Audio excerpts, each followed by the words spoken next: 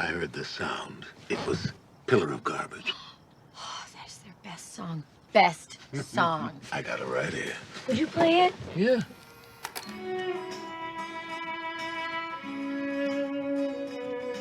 Moonlight, bleeding glass and healing needles, amputated hearts are never whole.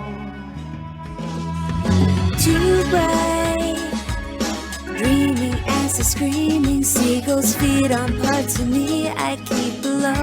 Oh, oh, oh, take off your belt, let me go the way you've been. Fly overhead, buffalo, fallen dead inside. Da, da, da. Start recording before this hot take. Said it before and I'll say it again. But yes, the Fast and Furious franchise is truly our analog to Bollywood filmmaking. I mean, the only thing we're missing is a musical number in every one, and we already know that Vin Diesel can sing because he released a single last year.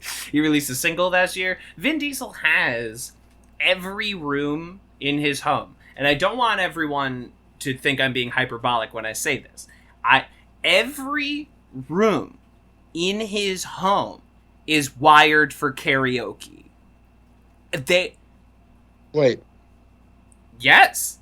No, you I heard can't me tell correctly. if you're being serious. No, or not. you heard me correctly. Every room, because in his I do not know the actual quote, but the paraphrased version is like, you never know when the muse is gonna take hold. You never, and so you want to exist in a creative enough building, and if you have what I will call Vin Diesel money, sure, yeah, you you can set that I up. guess. I'm just trying to think of the things that I would make possible in every room of my house. Karaoke's not one of them. Karaoke would not be one of them. I don't.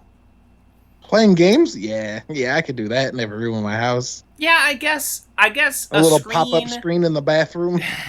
Yeah, a screen attached to, the variety of streaming services that I am either paying for or borrowing from. That would be nice, actually. That would be the only. You just have to my get like only 6 or 7 iPads and like fix them to the wall, but then like you're good to go. Honey, I'm nailing iPads. It's gonna pay off. You're gonna see when you're watching, the new HBO original White Lotus on the toilet. You will know that I've made the correct decision. Next time you take a bath, you'll remember who did this for you. I have spent our child's college fund on 6 iPads, but they will thank me when Disney Plus is wired to every room in the home and they can watch The Simpsons whenever and however they please. And then you'd have to like increase your plan with each of those services because they only let you do 6 devices and you have 7 rooms. Yeah, exactly. It's like, remember the olden days of yore when like someone would use the computer and it kicked someone off the telephone, But it's like sure. your whole house is fucking wired for sound or whatever, and you're trying to you're trying to watch one of Disney Plus's great originals, and 6 other people in your home are also attempting to watch one of Disney Plus's great offerings, and you you get cut off mid Mandalorian. You're stuck. It's a hard knock life though. You gotta sometimes you gotta make sacrifices. Oh, we're all suffering. I gotta shill out for the Disney Plus Hulu ESPN package. Oh, woe is me. Oh. See, you laugh, but I did literally today come across the poem "Whitey's on the Moon" again, and then went, "Oh shit! It's this poem's relevant again."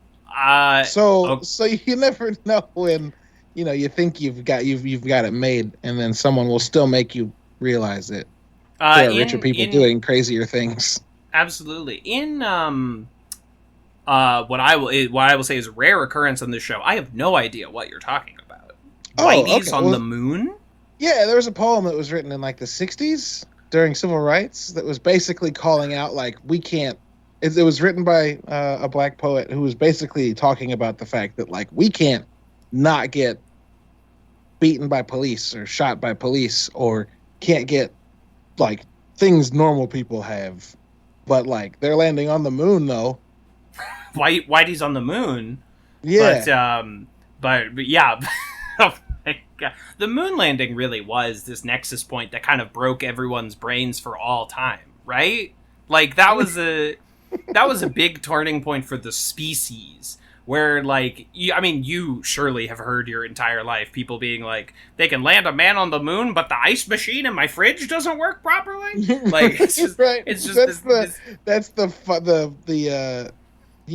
point. That's the focal point for the universe's, I guess, downward spiral. Sure, I guess. Until we do it again. The beginning of the end? Interesting. Yeah. the moon landing. Let's go on the record. Moon landing, real or fake? Here we go.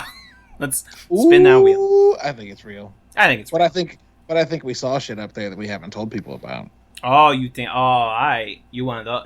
I'm one of those secrets. You're one of those. Okay. Only broadly. Sure. I'm not like, no, we saw aliens. You can listen to the recording, but you're not about to link me to like a 3-hour YouTube video recorded into someone's laptop mic. No, not at all. Okay, not at all. I will mention that there is one bit of audio that was broadcasted, and one of the people on the moon, Buzz or Neil, starts saying something, and then controls like switch to the medical channel. And then they keep talking and they go switch to medical and then it cuts. So like no one was hurt, but they wanted to talk about something no one else could hear. I don't know what that is, but that's fishy as fuck.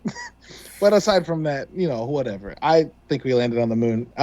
My uncle has done the math before. If wow, the moon landing was faked, it would be like over 144,000 people directly involved that would have to lie about it.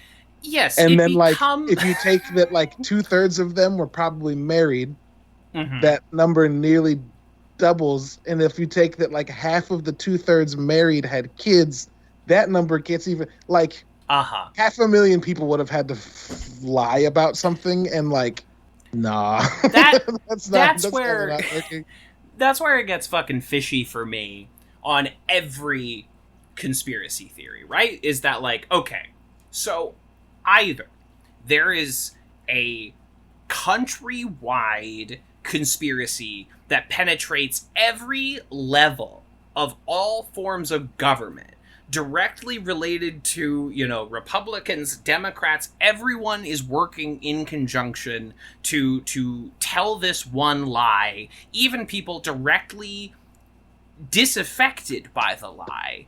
Either that or Donald Trump lost the election.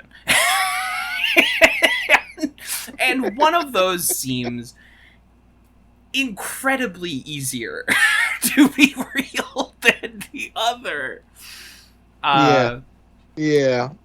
That's just my feeling. Every conspiracy to me boils down to the person who believes the conspiracy. I'm like, oh, you've never planned anything before. That's what I'm learning. Yep, basically. You've never done something with more than yourself. You've never headed a group project of even 8 people, is what I'm learning. Because otherwise, you would know that you cannot get 8 people to follow any set of directions. To do shit. So, Yeah, it's the worst. Do I think the government, covers shit up? Absolutely. Of course, I'm not a fucking child. But do I think that there's like a cabal of people running the world perfectly? No. Are there rooms of hyper-rich people that regular people, no matter how successful they are not allowed access to? Sure. Do they make decisions that impact thousands of people? Sure. But is it some, all-reaching tentacle? No. Kev, what you really wanted to ask was, is the Illuminati real? And I guess we can't answer that on this podcast. No, yes, absolutely, because it's weird. Oh wow, my recording is stopping suddenly. Oh my god. Oh no, my lights just turned out. That's weird.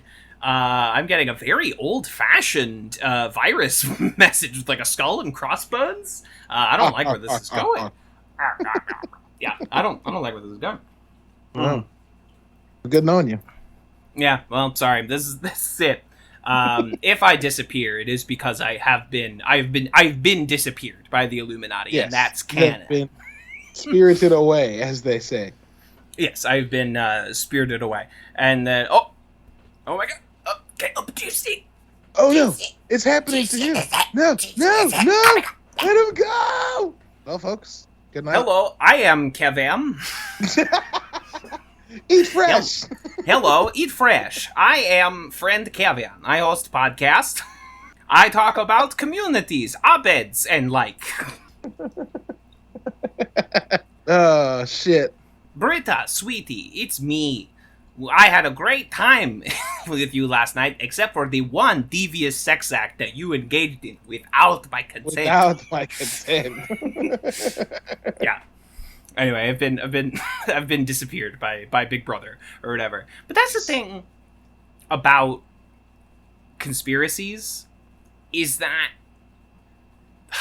you're so close, but you've directed the energy in completely the wrong direction. Sure. So sure. there's a big post going around this week that's like, one of those big Facebook image is what I refer to as, top text, bottom text, and it's someone going like, if vaccines are so helpful that we give them away for free, why isn't insulin given away for free, or cancer treatments? And it's meant to be like, oh, vaccines must, have microchips in them or whatever. Yeah, but it has the inverse effect, which is the real answer is, yes, those should also be free. Yeah. Everyone with half a brain's like, exactly. You're so close. You're so fucking close. But you just... Oh, man. Shit. I love. But So this is gonna sound like a non sequitur, but the Wendy's Twitter account is hot fire. You're right. All the time. That did sound like a non sequitur. And there was a moment where someone was like, "I ain't going to Wendy's. I'm gonna go to this place. You guys freeze your burgers," and they were like, "No, we don't." And then the person was like, "This is all a Twitter conversation." The person was like, "How do you get your meat from the factory or the processing plant to where you are?" And then the Wendy's Twitter account was like, "Yo, there's things called fridges, and then you can put them on trucks." And dude was like, "Nah, fake," or said something else. And then the Wendy's account was like, "Don't get mad at us because you forgot fridges existed." Similarly to what we were talking about, now bringing it back, there was a post I saw at some point that was someone like pointing out like it only took them like 18 or 12 months to figure out how to make this. I don't trust it. We still haven't figured out a cure for cancer, and we've been working on that for years. And the first comment was like, "Yo, you forgot how? No, those are different. Those are fucking different, dude. Don't get mad at us because you forgot that like vaccines have happened before and cures are different." Oh, man. Everyone's dumb. That's what I am constant. You know what's interesting, Kev, is the people I know personally that say everyone's dumb that I'm friends with are the few people I think aren't dumb. But like there's a level of like understanding most of the world is dumb that makes you, I think, a little smarter than most of the world. It's interesting. And then and then there's a bunch of people that call everyone sheeple. Yeah, that's different. Yeah, that's different. Because, like, the people that call you sheeple are, even by calling you sheeple, literally just following regurgitating right-wing talking points. They're like, the left has no argument, and they all just follow the same think, and then they say, like, 8 phrases that are in the right-wing playbook this week, Everyone else says, 100%. NPCs, or whatever the hot topic of the day is. I bet they all have internal monologues that sound like running microwaves. I bet they have internal monologues that sounded like... I watched Fight Club for the first time in 10 years this past weekend. Sure. And I bet they have internal monologues that sound like Fight Club. You know what? I will say, Fight Club holds up. I haven't watched it Yeah. in 10 years, but I watched it 40,000 times before that. Like, to the point where, like, you know that point where a movie stops being a movie and it starts being a series of sounds and images that are seared onto the back of your skull? You know what I mean? 100%. 100%. Yes. Yeah. So I watched Fight Club that many times in high school. Sure. And I will say, I haven't revisited that in 10 years. My politics are very different than the last time I watched Fight Club. That motherfucker holds up. That motherfucker, that's kind of an indisputable piece of work, I think. Yeah, sure. And I also think, listening to Edward Norton's voiceover, you're like, oh, there is a reason this catches on with every 16-year-old. There is, like, everyone's a single-serving friend. We're all just IKEA catalogs. We used to, It's just the emo playbook. It's the written fucking out. emo playbook. Yeah, amazing. Yeah, it's Fight Club, good piece of work. It does suck that, like, this text written by a gay man about how, like, performative white male rage will always lead to terrorism when they do not get what they are quote unquote owed. It sucks that, like, this text has been absorbed by the wrong people. It sucks that people with Tyler Durden avatars have called me, you know, the F slur for gay people. that sure, sucks. Sure. You know what makes me frustrated is that, like, it's the same exact kind of people that also, like, look at religion, which is, I think, in most cases, can strive to making people, like, good. Absolutely. By their tenets at the very least. The same people that read Fight Club and took the bad stuff out of it also read the Bible or the Quran or any of that stuff and went, I'm going to pick the ones that make me feel good and not I'm nodding with my challenging entire body.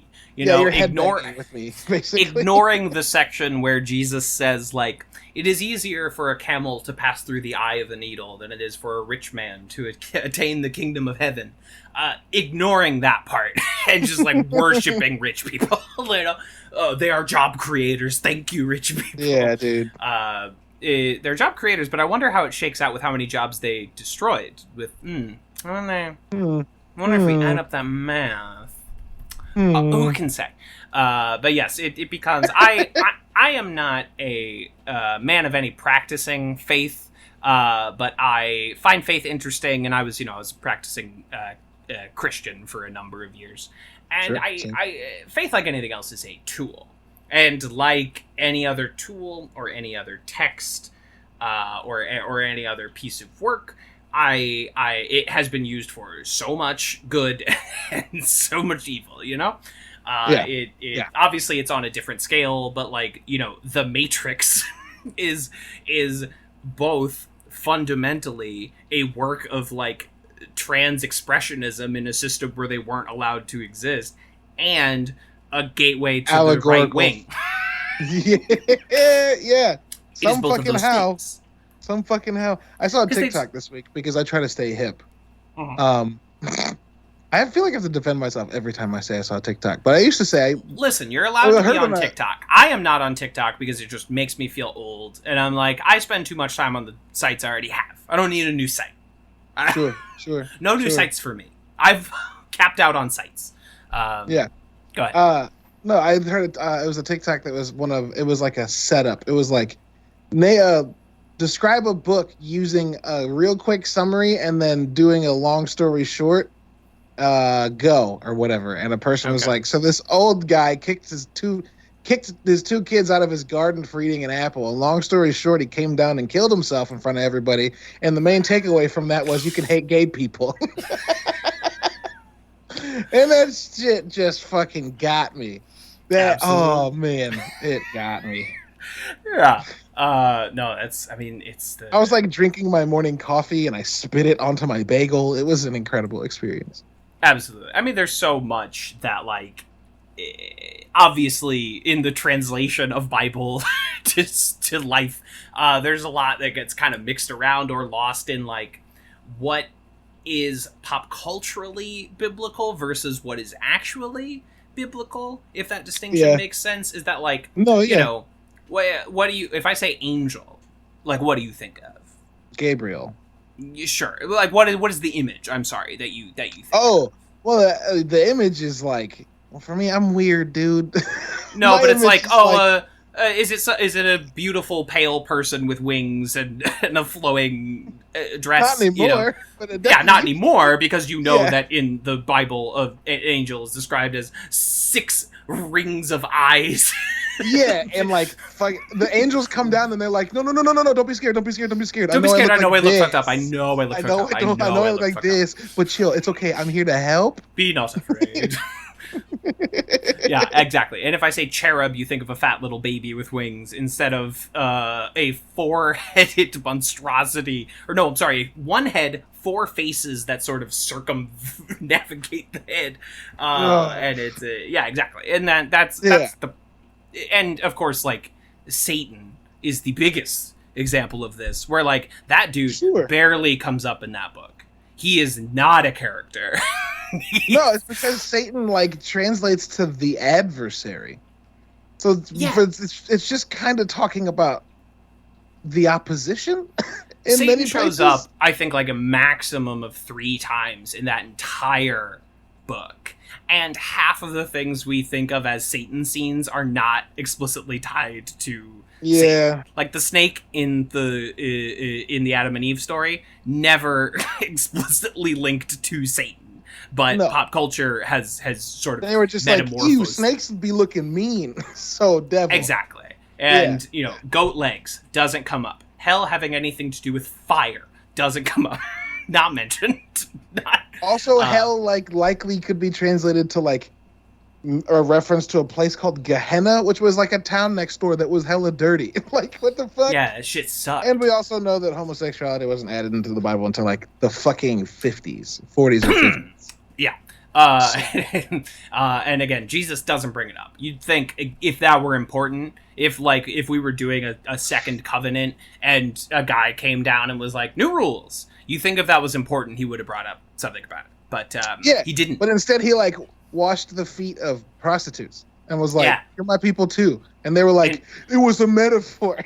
And he came from. But they can't read anything else as a metaphor. Right. Only that's the metaphor, right? And like he came down. He came from the bad part of town. People are like, the Messiah can't come from fucking Galilee. Are you shit? Galilee? No.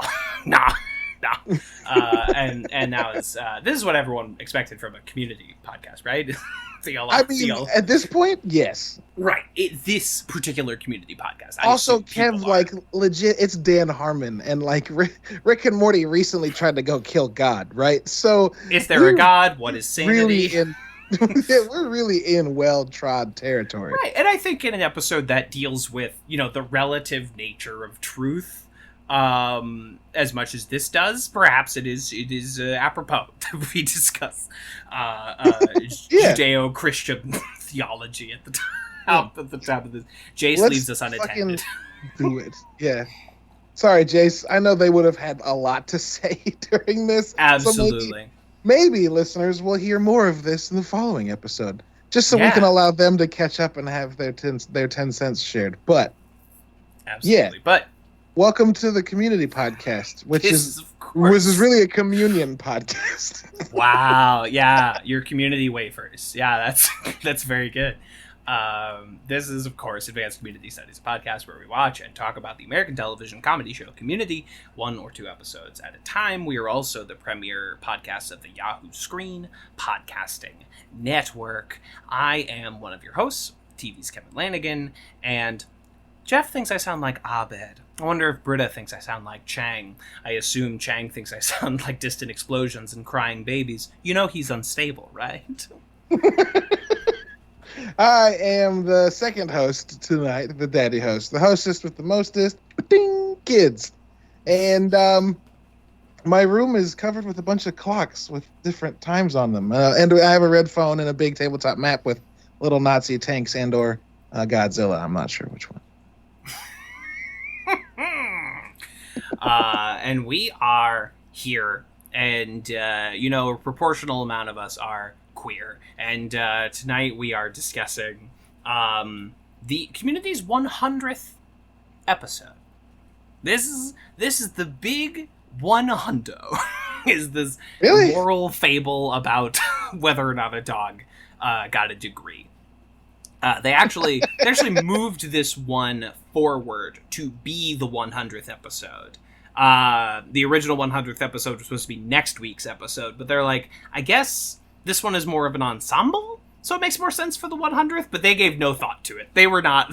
Sure. They did not plan some big 100th episodes extravaganza.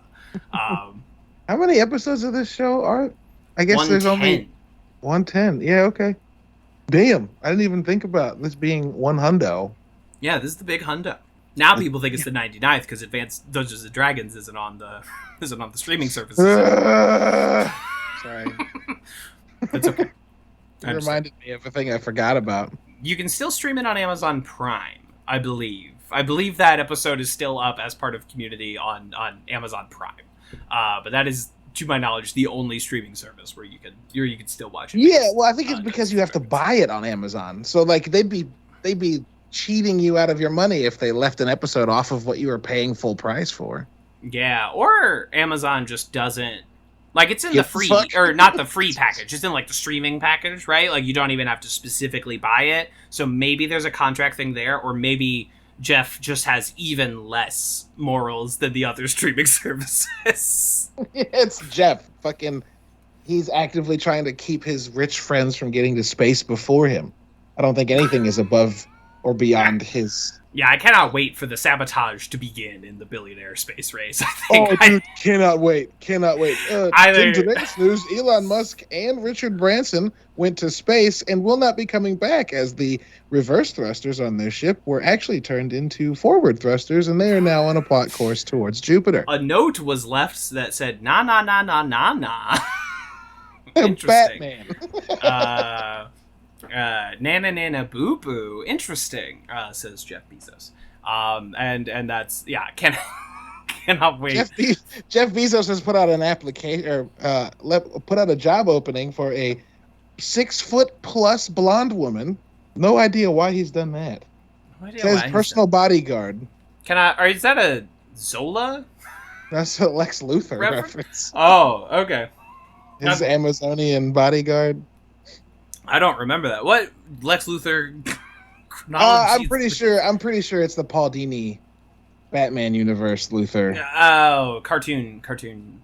Luthor. Oh, okay. The Luthor I'm much more familiar with usually has like one dumpy man and one hot lady, and that's sort of his role and crew in most Lex Luthor adventures that I am familiar with. Yeah, Mercy Graves, which is an interestingly good name, and yes, created by Paul Dini and Bruce Timm.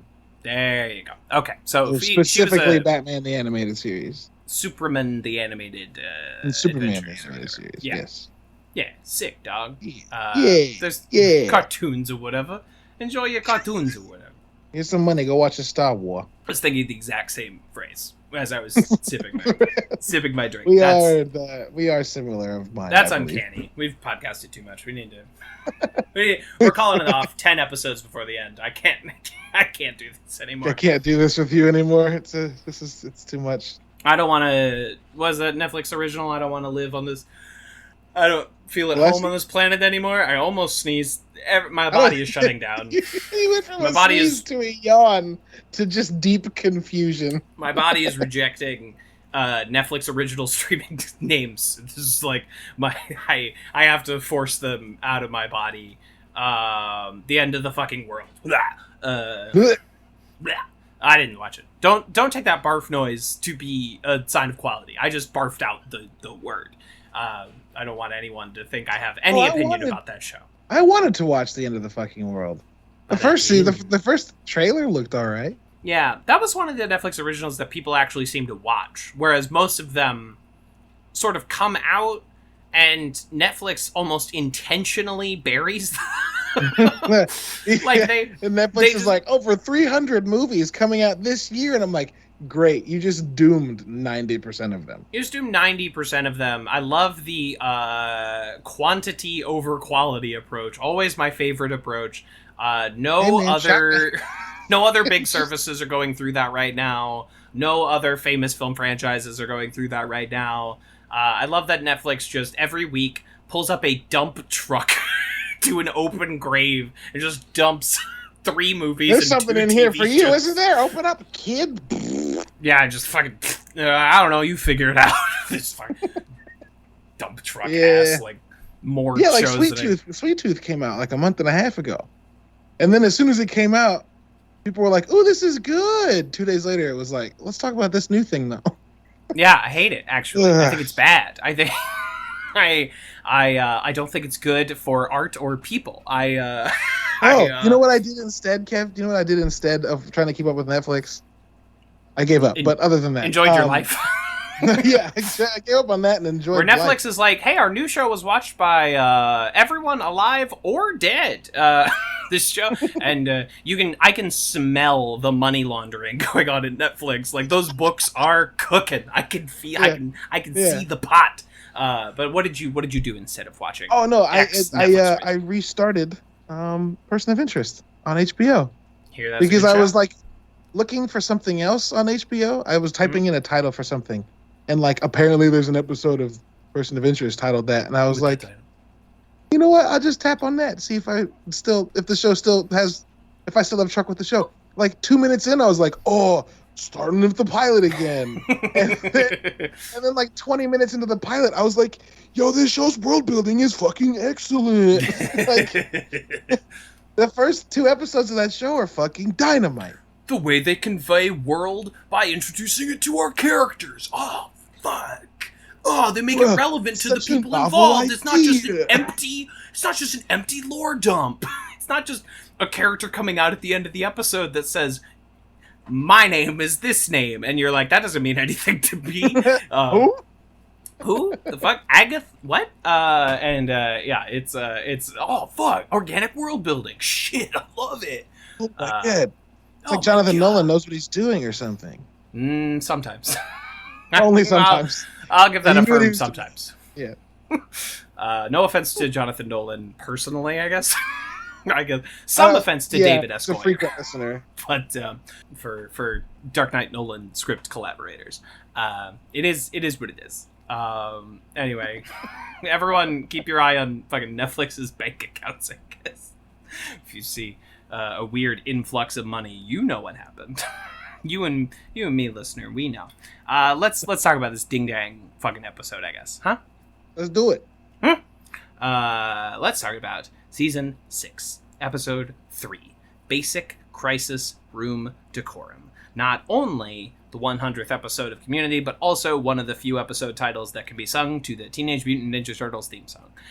Directed by Bobcat Goldthwait. Written by Monica Padrick. In this episode, an emergency crisis meeting is summoned as the Save Greendale Committee becomes privy to a city college smear campaign that is about to go live, where they dare suggest that Greendale gave a degree to a dog, and it is now up to the Save Greendale Committee to prove that either they didn't, or prove that City College can't prove it.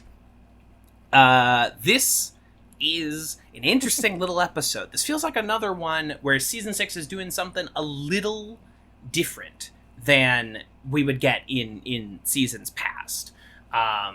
And some of that has to do with the editing and the way that like the pace of the editing is different. You know, we kind of have like a much longer preamble to the action than we would on an ordinary episode of Community. This like sort of long, everyone is texting sequence. Very good. Very good. I love the accidental number that the dean's texting. I don't know why that works for me every time, but it fucking does. This doesn't even look like an American number. And he's like, oh, Jeff must have given Annie a fake number. Oh, such good dumb guy shit. And fucking Britta shitting herself is incredible. And like her running around looking for a bathroom is very funny. Yeah, she's in the background of so many shots at the beginning of the episode, just like that bow-legged run. It's very she finds good. her way to Elroy's trailer, and they listen to garbage 90s music. Natalie is freezing. and their hit song "Pillar of Garbage." I don't know. That obviously that sequence is weird and doesn't really add up to anything. But I'm also like, wow, like look at this weird production value you've put into it. Like the back of the RV lifts up and there's all these planets, and then we cut to Britta in this like flowing dress. It's bizarre, but so it's weird, very dude. charming to me. It's a new Yeah. tool in Community's tool chest. They haven't broken something like this out before. Got a new arrow in their quiver. Mm-hmm. And it's a good. It's like a trick arrow. It's like an explodey arrow from Hawkeye's quiver, so you know it's good. Yeah, it's like the exploding arrows that curve, that then explode after the target catches it, Ah, beautiful. and then Love it. looks at it like, and then it pops in their face anyway. Or Yeah. like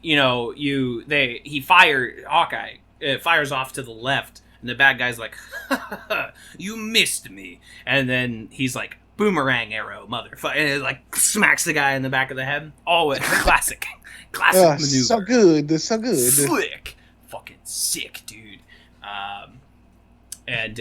So it's it's a weird little plot line, and Elroy just sort of serves as a joke delivery machine here in this episode, where he has so many great runners just sitting at that table.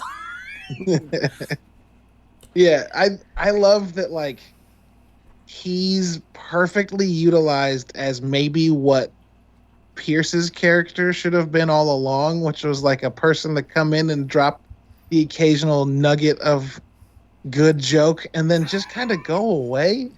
Kind Not of saying silly that, like, old I don't- man Yeah, energy. not saying I don't want Keith David on screen all the time, but he's also very good at just coming in and being the old goof for a second and then being like, a joke, walk away. A joke. If you need him to deliver a line with, all the gravitas of a scene from Gargoyles or whatever, like he can absolutely do that. And then also if you need him to like deadpan give a reaction to someone not owning a television as like the camera dollies in front of his face, he can do that too. It's fucking good. I remember when candy bars were 50 cents. Oh man, I love the fact that Abed gets exactly what he wants, which is a room full of just absolutely ridiculous shit. There's like dinosaurs on the map next to him, so like Yeah, these maps are fucking ridiculous. they're ridiculous. And there's like a big old clear whiteboard. I don't even know what you call that. Something Love a clear board. Always. The clear boards, yeah, something that you would see frequently in Paget Brewster's previous or current Criminal Minds, past and future. She sort of bookends her community tenure with Criminal Minds. Yeah. Because the character was Got a gone. bunch I of- think now she's killed off. Spoilers for Criminal Minds. I also Oh, don't know no. that for sure. I haven't No idea. watched Criminal That's Minds in a long time. I have no idea. I have no idea. But yeah, all that's good. I love a clear board that people are writing seriously on. See also Social Network, I guess. It's just, it adds like all this nice utility. I think House had a lot of clear boards. Were you a House viewer? For a minute, yeah, and I think you might be right. Yeah, I think they had a lot of clear medical boards, so he could be like, it's not whatever you think it is, and he would write, like lupus on there or whatever, and then his little team would be like, House, you're a fool, and then he was right. House was right the whole time. Always. Spoilers for all 200 episodes of House. You know what would have been? What's funny is they could have made House a superhero who can who can like diagnose people based on like touch them and go, oh, this is wrong with you, and they would have had to change nothing else but the first episode where they introduced that. Right, this could have been a Because he Doctor literally does Strange that the television whole program. Yeah. Yeah, it's gonna. Okay, honestly, better casting.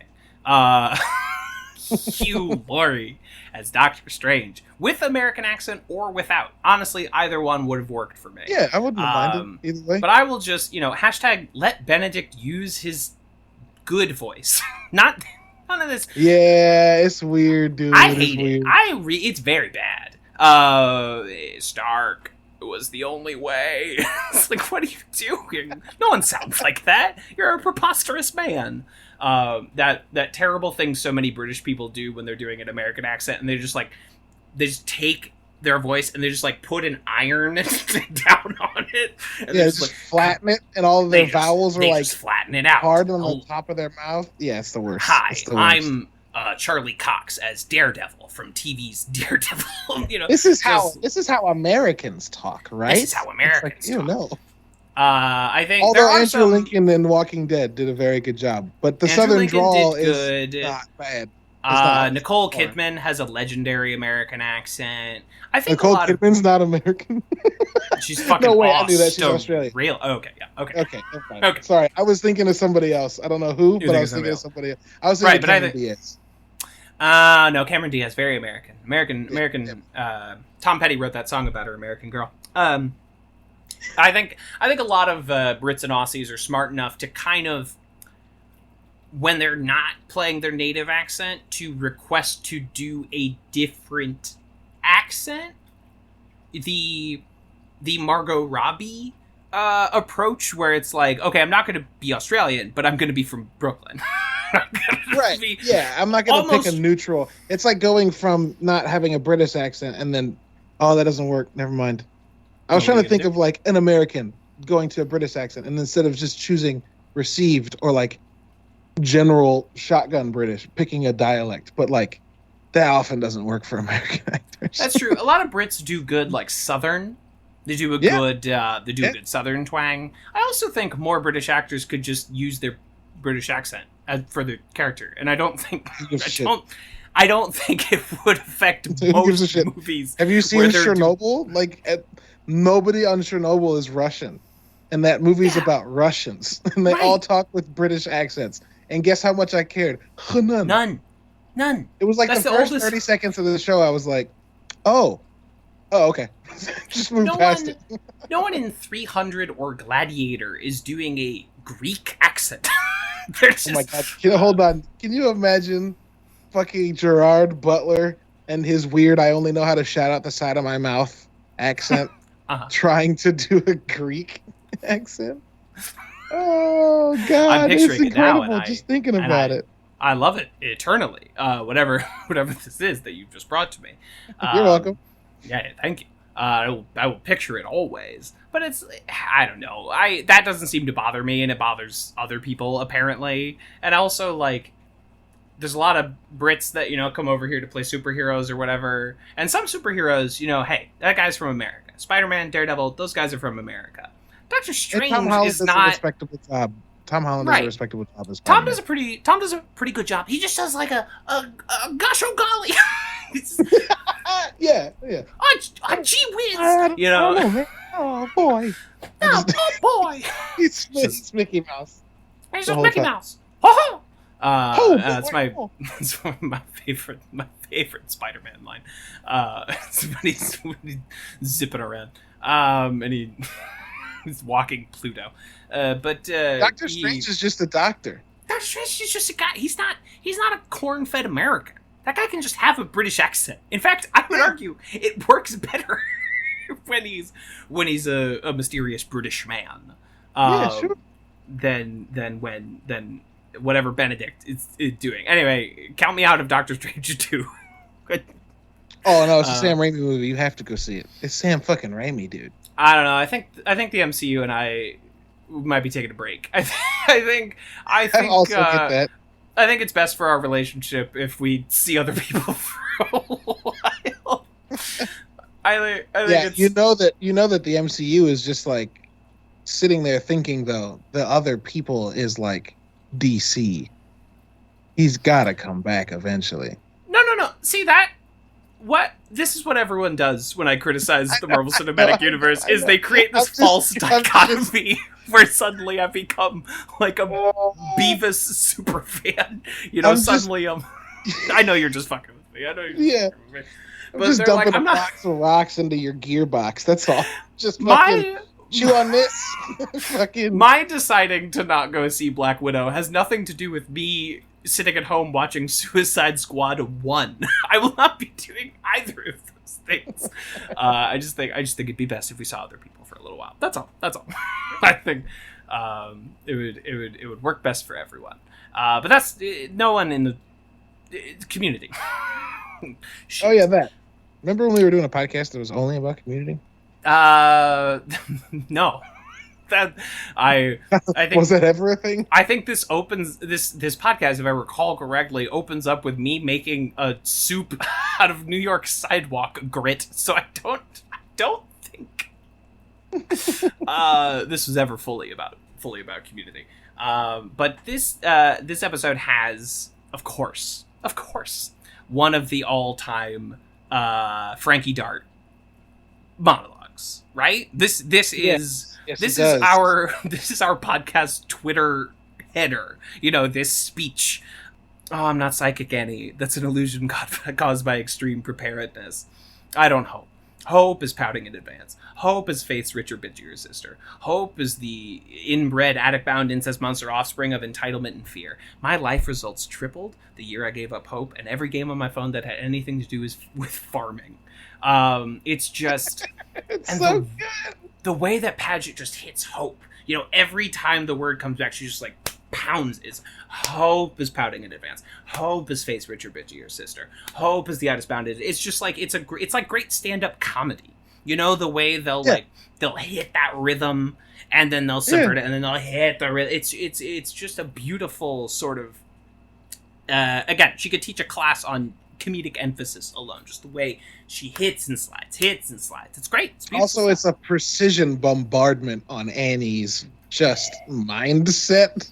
Just like Annie's like, this is what I built my life on. And Frankie's like, no. Let's break you of this habit now. It will save you a lot more time and heartbreak and all the other things in the future. Just forget that you ever no. And is that I appreciate that Frankie doesn't treat Annie with child gloves, because they obviously have a lot in common, right? And they start out the episode, they're very complimentary to each other. It's like, but this wouldn't have happened without your, blah blah blah. Get a room, yeah. Yeah, I think someone says get a boardroom or something like that. Get a boardroom, yeah. And it's starts out very complimentary, and then a few short scenes later, Frankie is like, well, if I have to choose between saving the school or you attending the school, well, I hope you're bluffing, but don't let the door hit you on the way out, I love the little exchange about evil. Worse than, what does Annie say? It's worse than dishonest, it's evil. And then Frankie's like, well, I'll cop to silly, but not evil. Then fucking Elroy's like, some things are silly and evil, like candy cigarettes. Remember when Flavor Flav had that reality show? Flavor Flav had that TV show? So good. Yeah, I think that, we've said this every time we've talked about this season, which is now 3 episodes, which certainly it's not that many times. Anyway, still, every time we talk many preambles before this. Sure, many occasions. Almost every time we've mentioned this season, we've talked about how the addition of these 2 characters who are not the normal additions you'd see to a show when trying to make itself survive are great. But you know what this feels like the most, Kev, is it feels like season 1, when as we were going through each episode, and I was like, these are all fucking really good. I feel like a broken record saying they're really. It feels the same here in the final season, that Elroy and Frankie are just. They just fit with the group perfectly, and it's amazing. It's amazing. They just sink in. There's no rigidity there, and there are lots of great allusions to how they don't really know what's going on. Like when Annie leaves, and Elroy does his riff about when someone said, "Hey, I just joined Mensa," or "I consider myself a postmodern this or that." You could say, "Yeah, that 50 cents will get you a candy bar, or that and a quarter will get you a phone call." And Jeff is like, "Annie just left. Can you stop it?" And he's like, "Oh, were you guys close?" this. I don't know. I don't understand what's happening. Is that? What happened? Is this that meaningful? important? Should I be? Should I have known that was a reason to stop? I don't. Is what? this a social cue? Yeah, it's a. It's good, beautiful stuff, and they just sink right in. I was thinking while watching this episode more than once about one of my favorite video games of all time, Saints Row 4, which is much like Community Season 6, a very divisive video game. There are many big opinions about whether or not it's great or bad, but it's like my second favorite game of all time. But anyway, it's there's this great thing that happens in that game where they kind of pull together like your favorite characters from seasons past, right? It's like you've got the whole gang here. You've got the boss, you got Shondi, you got Pierce, you got Kinsey, you got all the guys here. And then it's like, oh, and also we're gonna bring in a cool British secret agent lady, and also literally Keith David playing himself as your vice president. And it just like the way it like syncs and works beautifully in a way that shouldn't work, but it just does. It just does. I honestly think a lot of it is that the season doesn't stop to question it. No, exactly. Community of the show says they're here now, and you can get over it, or this can be a whole thing. But like, we're going to write it. They're here now. They're integrated into the group. Stop missing Troy and just like get with the program. And they don't question it, so we the audience are also not really here to question it, Right. They don't act like it's a huge deal. They just go, new people, and you go, yeah, all right, sure. Frankie's here. She got an introductory episode. Now by the second episode she's integrated into the unit. Elroy gets an introductory episode, and now here in episode 3 he's just hanging out at the table with everybody else, and it's just in his robe. It's fucking great. Britt is sleeping in his pants, tied with a shoelace. It's the fucking best. Like, it works. It just works. And I don't know if it's because, like, I've seen myself in these situations, or if I could see myself in these situations. You know what I mean? Like, I've been a part of a ragtag, we gotta fix some shit group. And I've also been in my living room and been like, I could totally see myself being in a ragtag. We should fix this shit. But this show does a good job of walking the beam in between those things and being like, this is relatable and also ridiculous. Yeah. Good job. Right. Is that like Jeff?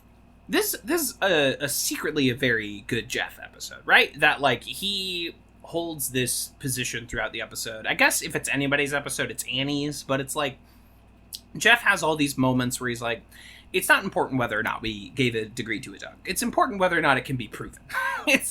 What's Ruffles is registered as a border terrier, and the commercial said Scottish Terrier. We've known this dog 30 seconds, and she's already unreliable. Who is the real Ruffles? It's great. It's great. Truth is something that debatably stands up in court and has never changed the outcome of a fight. It's season 6 just feels like a return to form, which is weird because season 5 wasn't bad. Just for some reason, this season kind of dunks all the time. Yeah, I think perhaps it's most reminiscent of season 1 in that like we're really just doing a lot of like everyone's kind of doing an adventure this week. It's not a big genre parody. I mean, like there's some like the Lawnmower Man stuff, but it feels very contained compared to what we're used to with like 1984 intersecting with Pillow Forts. Interesting, this season feels comparably very toned down, very season 1. And that feels good. That feels like the right vibe to go for. And the second half of season 5, after the series of bangers at the top, it just spends so much time missing Troy. And this season doesn't really stop to let you think about that. We're moving this time, and we have a clear sense of purpose. We have a more clear cast. I think we have, a better substitute that meshes better with the whole thing. No offense to Jonathan Banks, who was great, but no, it was super good. But I think Jonathan Banks served a purpose, which was like the guy to snap Abed out of like his depression by showing Abed that other people are also depressed, which I just made up as I was saying it, but like feels right. No, like, absolutely. He catches Abed on that, kick puncher premiere night, and they both have this battle of no, I'm more sad and angry at my life than you. Yeah. And then kind of after that, he kind of just kind of fades. He's in a couple more episodes, and then yeah. And so there's a few episodes he's fully not in that season for various reasons or another, and he's cut big swaths out of some episodes that he is in, which doesn't happen to Frankie and Elroy, and Hickey always kind of served this purpose of sort of being the the normal guy who's not used to all this whimsy and shit, which is sort of the role that Frankie has in this episode, but she is not, or in this season, not just this episode, but she is not as fully removed from the emotionality of the situation as Hickey often felt. Right. And meshes better with all of that. And then Elroy is just a good utility player. He nails everything you need him to do. Yeah, he can do anything. He can do anything, and he doesn't get a lot of like showcase episodes. He's not the center of a lot of plots, but he's a great pitch hitter. You just like you bring him in when you need him, 100%. Oh, this guy's a little tired. Let Elroy sub in Elroy to get some like fresh energy. He's a reliever. He's a reliever. That's all. He's a reliever. Exactly. And it works. And there's a lot of funny runners in this episode. The Dean bit with the olives is very good. This isn't the first time you've done this. Is this code for something? What is the disconnect? Is so great. So good, so funny. If I have a few like quibbles with this episode, and it's mostly in the edit. There's like a few weird cuts that kind of like mess with the flow, and there's this moment where like Frankie leaves one scene and she's like, checkmate, relative to Greendale, and then she enters the next scene saying like, checkmate by the standards of Greendale, and I'm like, okay, one of these bumps needed to go because you've repeated the same bit like basically back to back. But those are ultimately quibbles. This is a funny episode that I like a whole lot. So hey, what do you know? Let's do the rankings. Hold on, we got to talk about the like strangely extremely deep kid. The Yakuza kid? I think about this I know this is like a cliche on Twitter now. I think about this end tag all the time. It's fucking... This one lives in my mind rent-free. Why is it so... Oh, man. I think about this all the time, and it's funny, and it's also, like, legitimately kind of upsetting. Like, the end tags have just become these little short films. They're just they're mad. They're mad, not end tags anymore. They're experimental films. That's it. That's just... What if we did this? The credits don't even play over them. No, not at all. They're just these weird things that happen at the end of every episode of Community now. Which, hey, I'm not mad about it. It's just like, I love the strange reality and unreality of these things. It's like, you spend an episode of Community and it's like weird and whimsical, there's a bunch of throw-off jokes, and then the end tag shows up to like yank one joke into like stark the blinding light of day. It's just like, it just yanks it down. This one kills me. This is one of my faves. One day you will be as small as me. It's just so fucking dark. I love it. I often think about that day. Like Dean Pelton birthed like the next head of the Yakuza. I am not Jeffrey. I am not the Dean. My name, I it's forget what his name is. He's like, my name is Toshi. I'm a kid Takahashi. in I'm Tokyo. a kid, yeah. Takahashi. And he's like, I think we all are sometimes. It's so fucking. Oh, it's so good, and also, like you said, like it's really funny, and also like, oh my god, this is so dark. Oh, yeah, this is fucked up. Oh man, I love it. I love it. Highest leader of the Yakuza, black screen. Of the Yakuza. Oh, Oh, it's fucking beautiful. so for an end tag, I mean, oh shit. I mean, I think- shit. This might be better than Hickey hiding. Which would almost put it in, yeah, I mean, yeah, again, we're in, like, Portuguese Gremlins number 4 territory for me. I think about this end tag constantly. I think about it all the time. You know what's All funny the is time. rewatching this episode, I forgot this was an end tag on this show. I thought it was something else because, like, it's too. I forgot the Dean parts, obviously. I just remember the dad, the kid's reaction, and then, like, that's how I became a Yakuza boss. But still, my brain was like, oh shit, that was this show.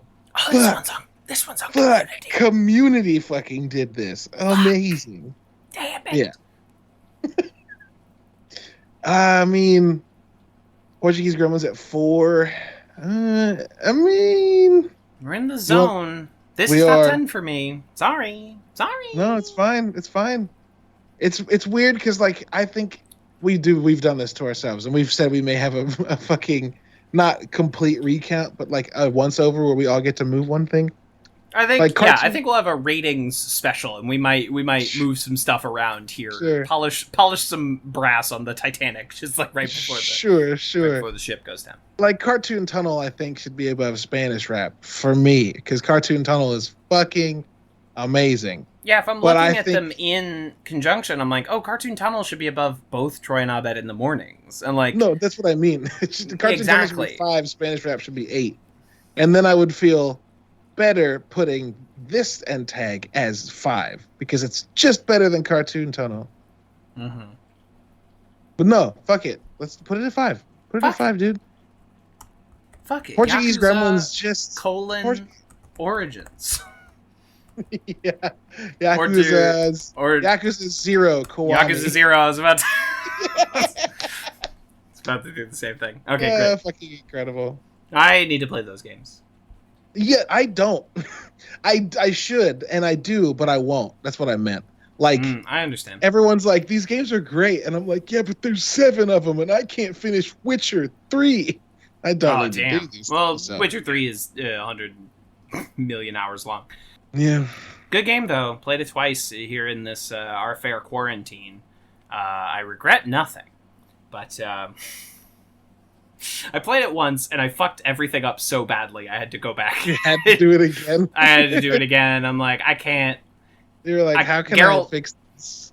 Geralt can't end up, sad and alone because his lovers have left him and his daughter is dead. I can't end the game this way.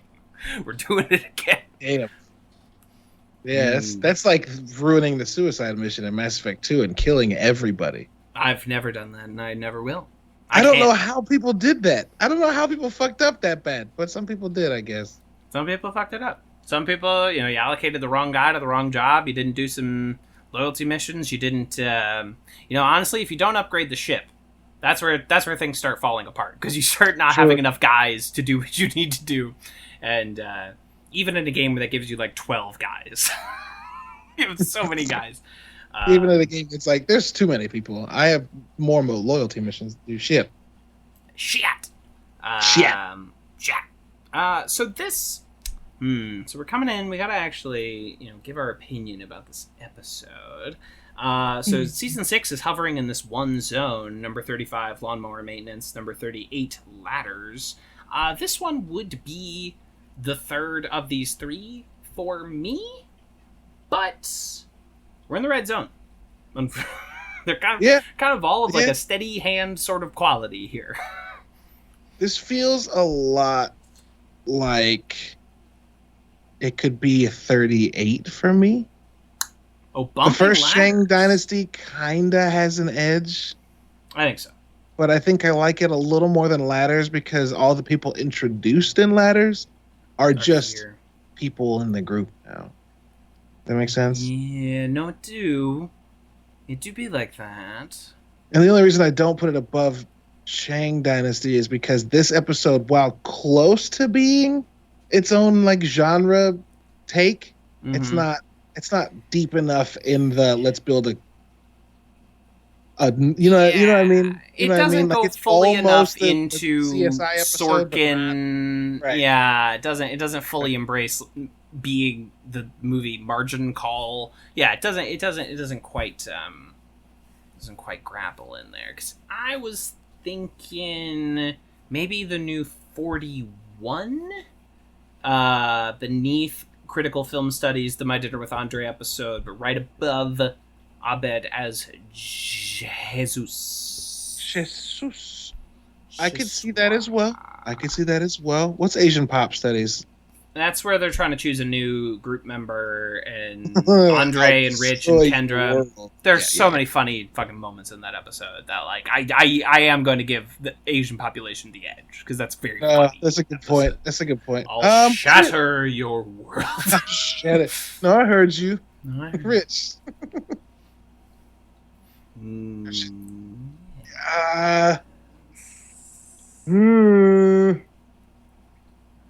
Yeah, I'll take 41. 41. I could be pushed to maybe 40. 40. Yeah, I like 40. I think 40 is a good one. Yeah. S6, E3, because I like everything in this episode more than I like the like Pulp Fiction plot of Critical Film Studies. Yeah, sure. Basic crisis room decorum. All right, we've done it. I never realized that could be read as the Ninja Turtles theme until you said it earlier, and now it's never gonna leave me. Thanks. Basic crisis room decorum. Basic crisis room decorum. Yeah.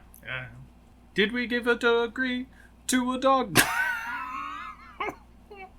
That's stupid. This is fucking stupid. Let's see. The pluggables this week. Again, most of my stuff is just kind of in the hopper. TV's Kevin Lanigan on all the sites to get the latest on all that. I will actually recommend. I will recommend a piece of pop culture, as I like to do. I'm going to recommend a cinematic universe for everyone to enjoy.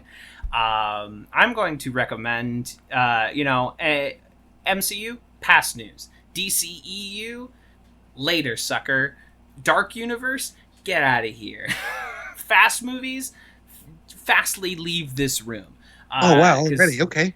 Because we are going to... No, I love them, and they're very fast cars. And once Jace is back on, we need to have, like, a round table about those movies, because now Jace has seen all of them, and we need to talk about it. I think what we do after we finish this show is we do an episode about each movie alone. Yes.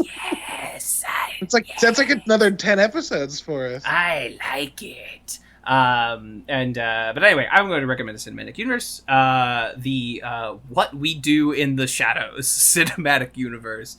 I haven't seen any of those. A universe of movies and shows that never fail to fucking make me laugh my shit off. Okay, because it starts with What We Do in the Shadows, the movie. With Taika Waititi, Jermaine Clement, all the favorite guys. Very funny, like, vampire comedy. The first time I watched it, I was like, oh, this is okay. And then rewatching it every year, I'm like, no. This is top shelf. This is fucking incredible. And then the TV show that spun out from it with, like, Matt Berry and a bunch of other people is also just goddamn hysterical. It's so funny. And the second season of that show, it's one of those, you feel it, the energy radiating off the screen. I'm like, oh, they're having one of those like home run seasons.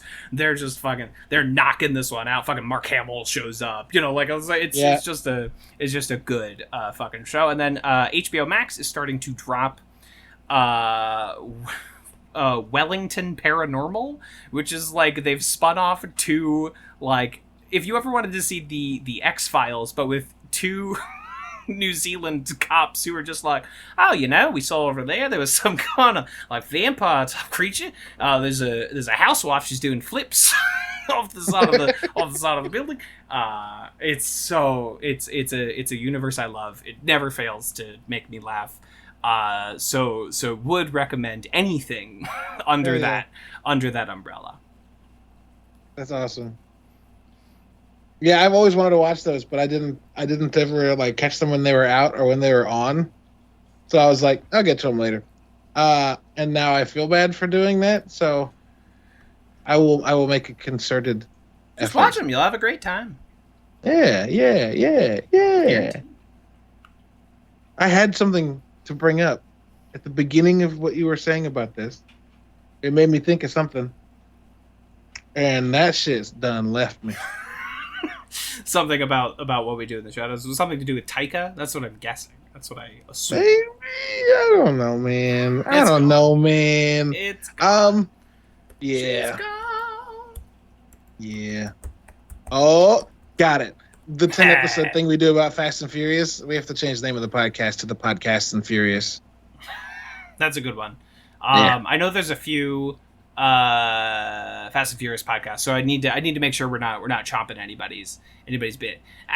Maybe because I watched them all for the first time this year, so maybe that's a 2022 top of 2022 Sure. project. If nothing else, to give my like letterboxed time to breathe, so that like I haven't watched 28 Vin Diesel movies this year. Because I'm about to watch both. I'm doing a little The Suicide Squad prep watch, so I'm gonna watch Birds of Prey and both Guardians. Exactly. So like between all the Fasts and Guardians, I'm like, shit, is Vin Diesel gonna be my top watched actor of the year? You're gonna accidentally watch Iron Giant because it's on TV, and you're gonna be like, "Oh no, I did another one." Saving Private Ryan. Oh shit! Yeah. Find Me Guilty.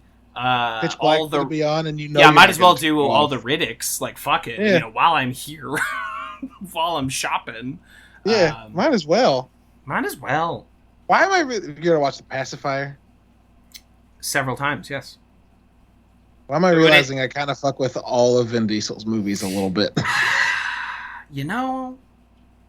So do I. Apparently, I haven't seen any of the Riddicks, or any of the or any of the triple X's. I've only seen the first one. I didn't see the third one.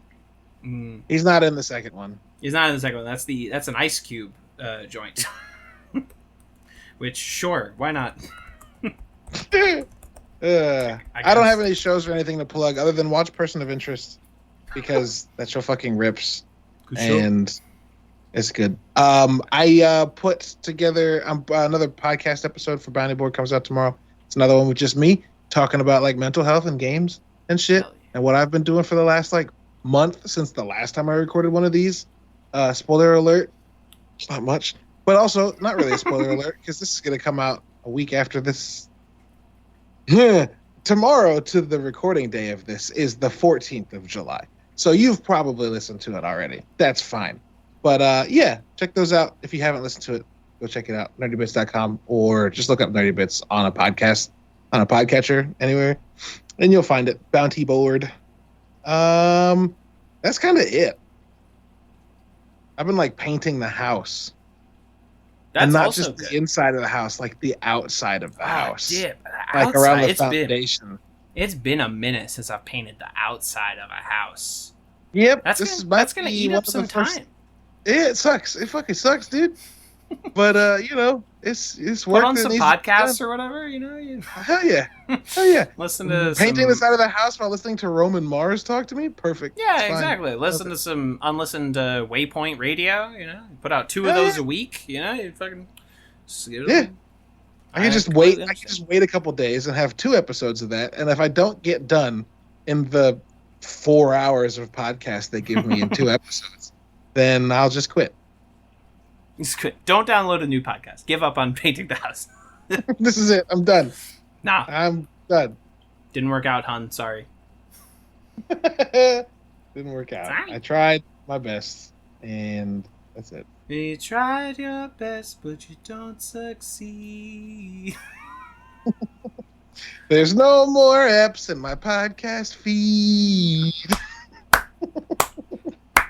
Claps never read good on audio, but I had to.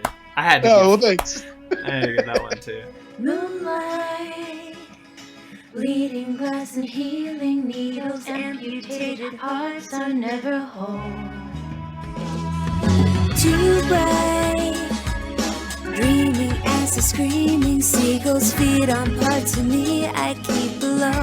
Oh, oh, oh, take off your coat, let me go the way you've been. Fly overhead, buffalo, fallen dead inside.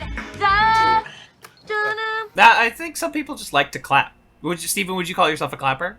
I definitely am a clapper. I clap at the end of most movie theater movies. Oh, you're one of those. Okay. I am. Whether they've earned it or absolutely- not. Absolutely. I think when they haven't earned it, I clap more. You want to To make support them them. not feel left out. Yeah. You're like, Because I'm like, I know this movie got no claps, so let me be the one. You know, after seeing Mamma Mia, Here We Go Again, there was just a need for applause. I stood up with tears in my eyes. and I said, You know, let's they go went again. changing my emotions. That's for You sure. asked for an encore. You went up to the projection booth and you begged, play that same song, play that one more again. Meryl. Yeah, let me see Run Meryl. it Well, back. Meryl's barely in that one.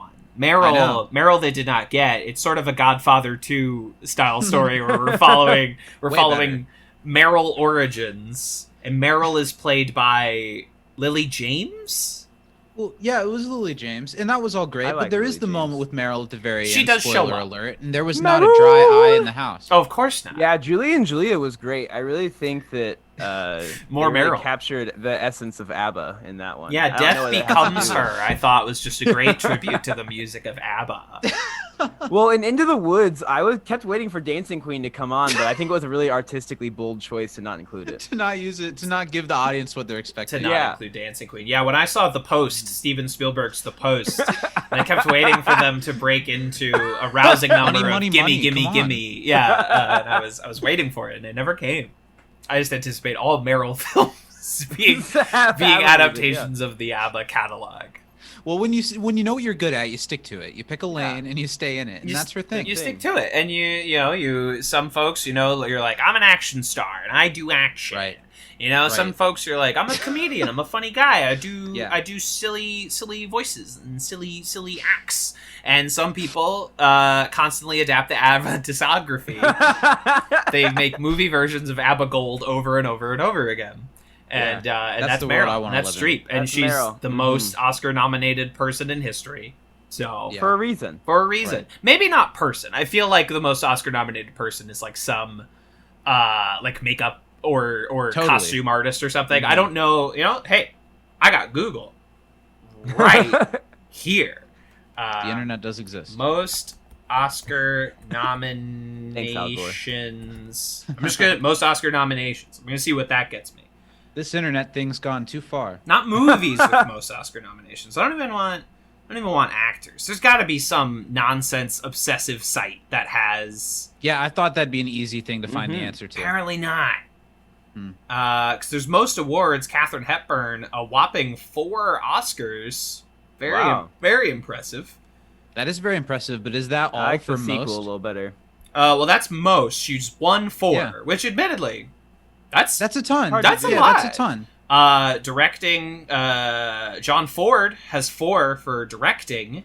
Okay. Well, now I'm on the Wikipedia for Oscar For records. the Oscars. So we have most awards won by a single film, a tie between Titanic and Lord of the Rings 3. Okay. Nice. And- Most nominations received by a single film. La La Land got 17 nominations. Jesus they sure did Christ. say La La Land one too many They times that night, didn't they? Warren Beatty was like, "Oh, it's gotta be La La Land. It's gotta be La La It's Land. gotta be right? La La Land." They got Most everything awards won by a man. Walt Disney holds 22 Oscars. Whoa.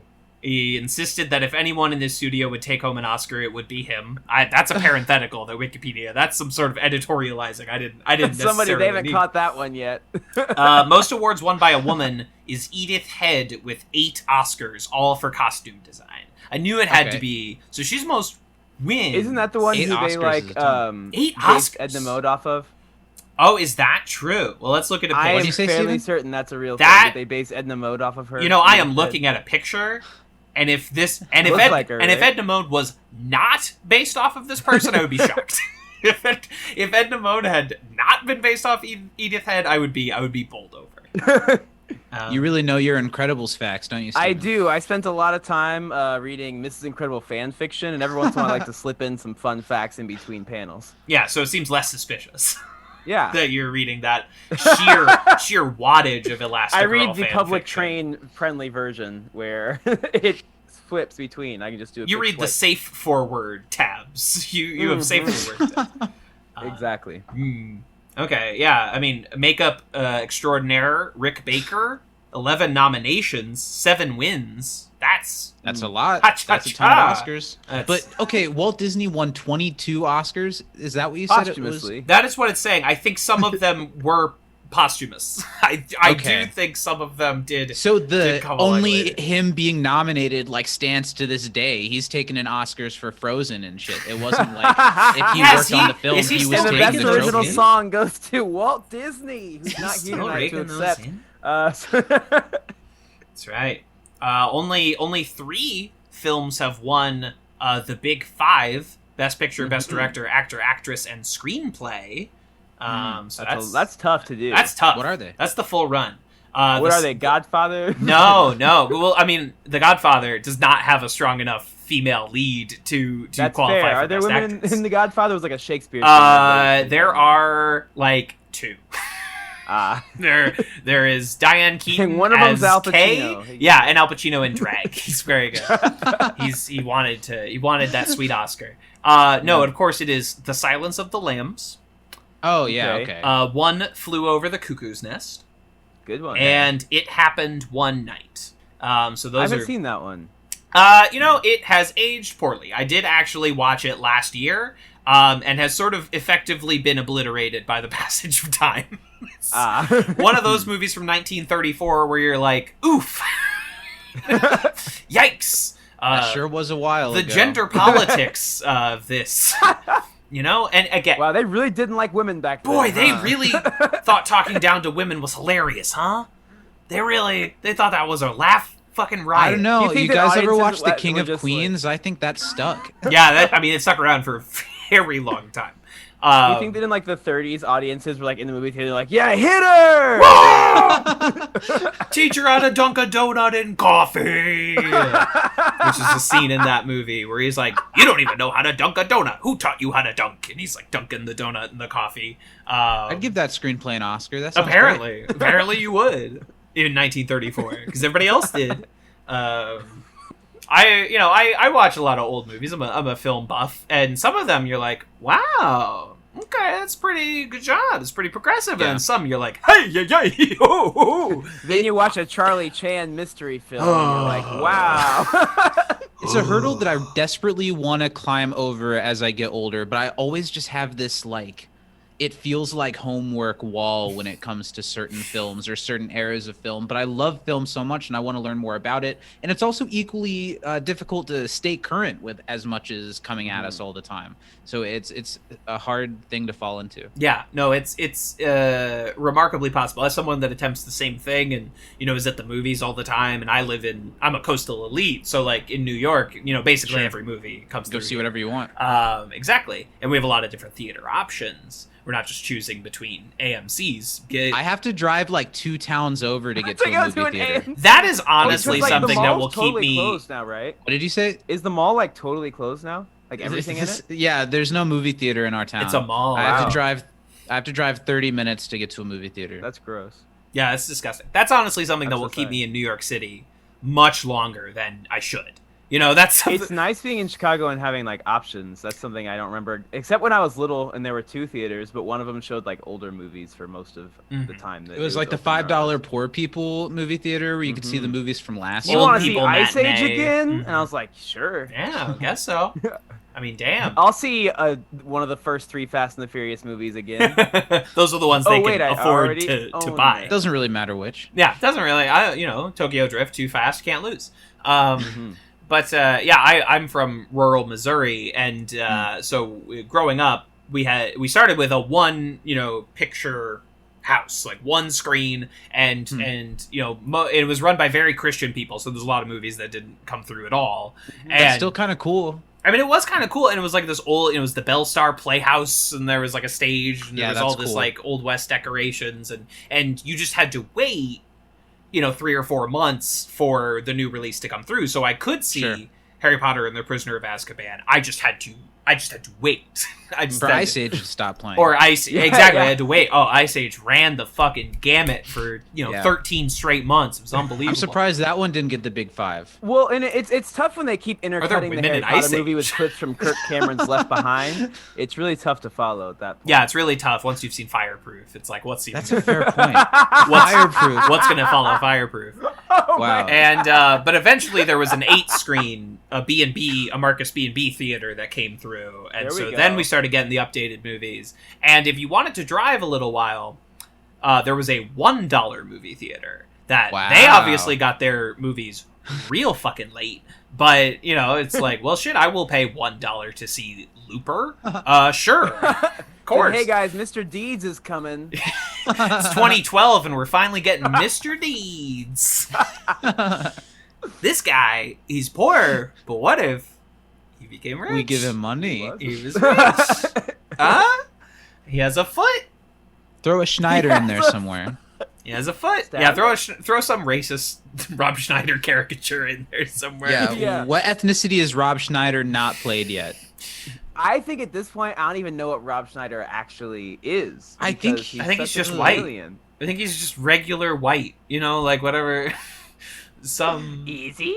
I think if that's not the case, it's close enough to that to make all the Yeah. stuff he's done. 50 First Dates, he plays like a Hawaiian. I don't Very know. Hawaiian. I don't- like native plays like Hawaiian. a native Hawaiian. Rob Yeah. Schneider. What's he made out of? What are Sugar, his... Spice, and Adam Sandler. Have y'all? I don't know how Rib. often y'all look up actor ethnicities. It's actually very difficult to find.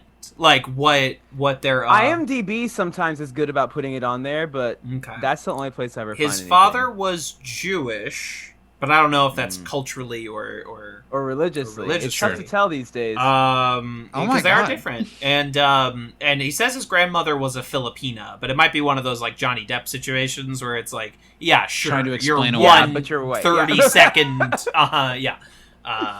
You mean he's half of our hometown having an event called the Anderson Powwow where they put on Native Yeah. American clothing and play a big That's where drum we live. and sell buffalo burgers and pocket knives? That's a real thing that happens every year. I mean, my hometown team was the Warriors, so you can imagine, had Native American headdress, tomahawk chop, all that hot nonsense. Yeah. We were the We're the Anderson Indians. Indians. Yeah, so there you go. Real bad. That's even worse, somehow. Yeah, it's awful. It's a good job on that. Thank you. Way to go. We were the two that kept it going. We made sure that it just Yeah, The town was about to drop it. The two of Like you the were like, Not our tradition. Yeah. What about all this merch that I We were big 50 that I haven't First Dates unloaded? fans at the time. You big 50 First Dates fans at the time. You're like, this is wild. She forgets who she is every time she goes to bed. This is crazy. Oh man. She was in a car crash with a pineapple. It's crazy. There was a cow and everything. There's a cow. And she keeps watching The Sixth Sense every day. Oh man. I remember a lot about 50 First Dates, apparently. It's truly one of my favorite romantic comedies. I've watched it several times. Have more you than I watched should it have. since you've been an I- aware adult? I watched it like a few months ago. Okay. Really enjoyed it. You're allowed to like whatever movie you want to like, but I feel like it probably wouldn't hold up if I tried to watch it again. It depends if you like Adam Sandler. I like most Adam Sandler movies, unfortunately. It's weird that the movies of his that have aged the best are like the first couple. Yes. It's like the movies of his that aged the best are like Happy Gilmore and Billy Madison, which are just like Mhm. weird. And then there's a couple here and there that he's been in. Sorry to interrupt you. No, like please. every now and then he'll get one really good one. Mhm. yeah, every so often he'll hit Yeah, one, Jack and and Jill. not even when he's like doing his dramatic roles, not Yeah. like Punch Drunk Love or Right. Uncut Which is a Gems. phenomenal film. Yeah, both great movies. But like every so often, one of his comedies is actually good. People say The Wedding Singer is actually good. That's I one love I The actually Wedding haven't Singer. seen. I remember it fondly from I childhood. wanna grow old with you. Yeah, and Could be worse. Balls. but like you think about anger management, These and you're meatballs. like, this is like a hate crime. This is I That don't one's remember rough. that one this very is well. offensive to like Oh, everybody. really? That one's Is it pretty bad? rough. Oh, it's like hastily remembered things from anger management. Yes. John C. Reilly plays a Buddhist monk whose younger sister is is not all the way there mentally, and they used to like expose themselves to her. And there's like a huge runner about like whether or not Adam Sandler slept with the younger sister, and it's like all played for Mhm. laughs. That movie is Ugh. actively hateful to women. Jesus. Like it's like there's stuff that happens with like Heather Graham and January Jones from Mad Men in that movie that it actively unpleasant. Yikes. We all remember I Now Pronounce You Chuck and Larry, which that one did not. Cannot age well. imagine that one aged well. As like being 10 years old, suppressed queer kid at the time when that movie came out, living in Indiana, it felt really progressive to me. Sure, it taught sure me did. a lot. Sure, but it was like even I was in high school when that movie came out, like early high school, like freshman or sophomore year, and I was a big Adam Sandler fan. I was a small town Republican, and Sure. even I was like, something about this don't smell right. Like I was distracted by my crush on Jessica Biel at the time. understandable. Understandable. We all were. I mean, they loaded the trailer with that, right? Because They did. They were worried that the no homo crowd would be scared off of this one. That like they wouldn't even Like, show don't up. worry, she's in her underwear. Don't worry, We sliced dude. this You get to movie. see her in a bra. I don't know. I feel like those are exactly the type of people that are both the most suppressed gay and like Yeah. most interested in going to see a movie like that. They'd be like, oh, it's about dudes being married. I want to see that. Yeah, we're probably gonna check that Well, out. they're firefighters and just Jessica Biel, so I'll go see. So it. I'll get to see that. Never forget. Never forget. I almost forgot, and then you reminded me. Thank you for that. I have You're to welcome. pay my due diligence.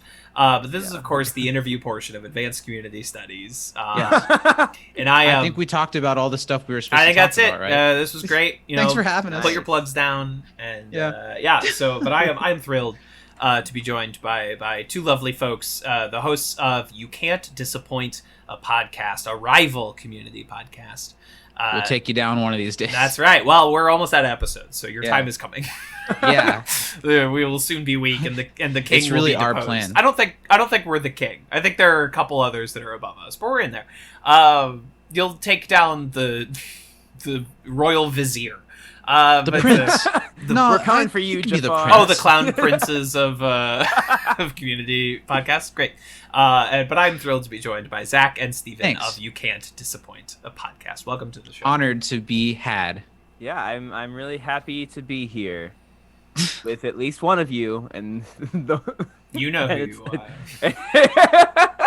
It's not my The coolest thing co-host. about doing this podcast has genuinely been the little community of friends that we have put together because of it, and I love it. Kevin, you're not someone that I know in real life, but it feels like we've been friends for like a year and a half now because we kind of have, and that's really cool. Yes. thank Yeah, I think the very first time that I remember interacting with you, Kevin, was when we did the Black Lives Matter live stream last year. Yes, that sounds And right. I think from that moment on, speaking for Zach as well, we were big fans, and we were excited to get to work with you more. And we've had the pleasure of linking up a couple of times on our show. So Right? it's playing, happy to playing Among to Us once step- or twice. Yeah. Remember Among Us? The everybody? Kugler. Kugler? Yeah, it's my nom de plume in Among Us. But yes, y'all have been so kind to have me on your show once or twice now, and it was about time I returned the favor. And also, I'm almost out of episodes, so I kind of needed to jump on that. And I I'm glad asked to be included. I asked Zach what from season 6 jumped out to him as an episode he might want to guest on, and this episode came up. So I'm sure y'all have talked about this on your own show, but tell me a little bit about each of your Community journey. How did you come to the show, and where has it taken you from there? Steven, go ahead. I watched it when it first came on because my mom and I were definitely the, whatever's on the NBC, Fox primetime lineup we were watching every week.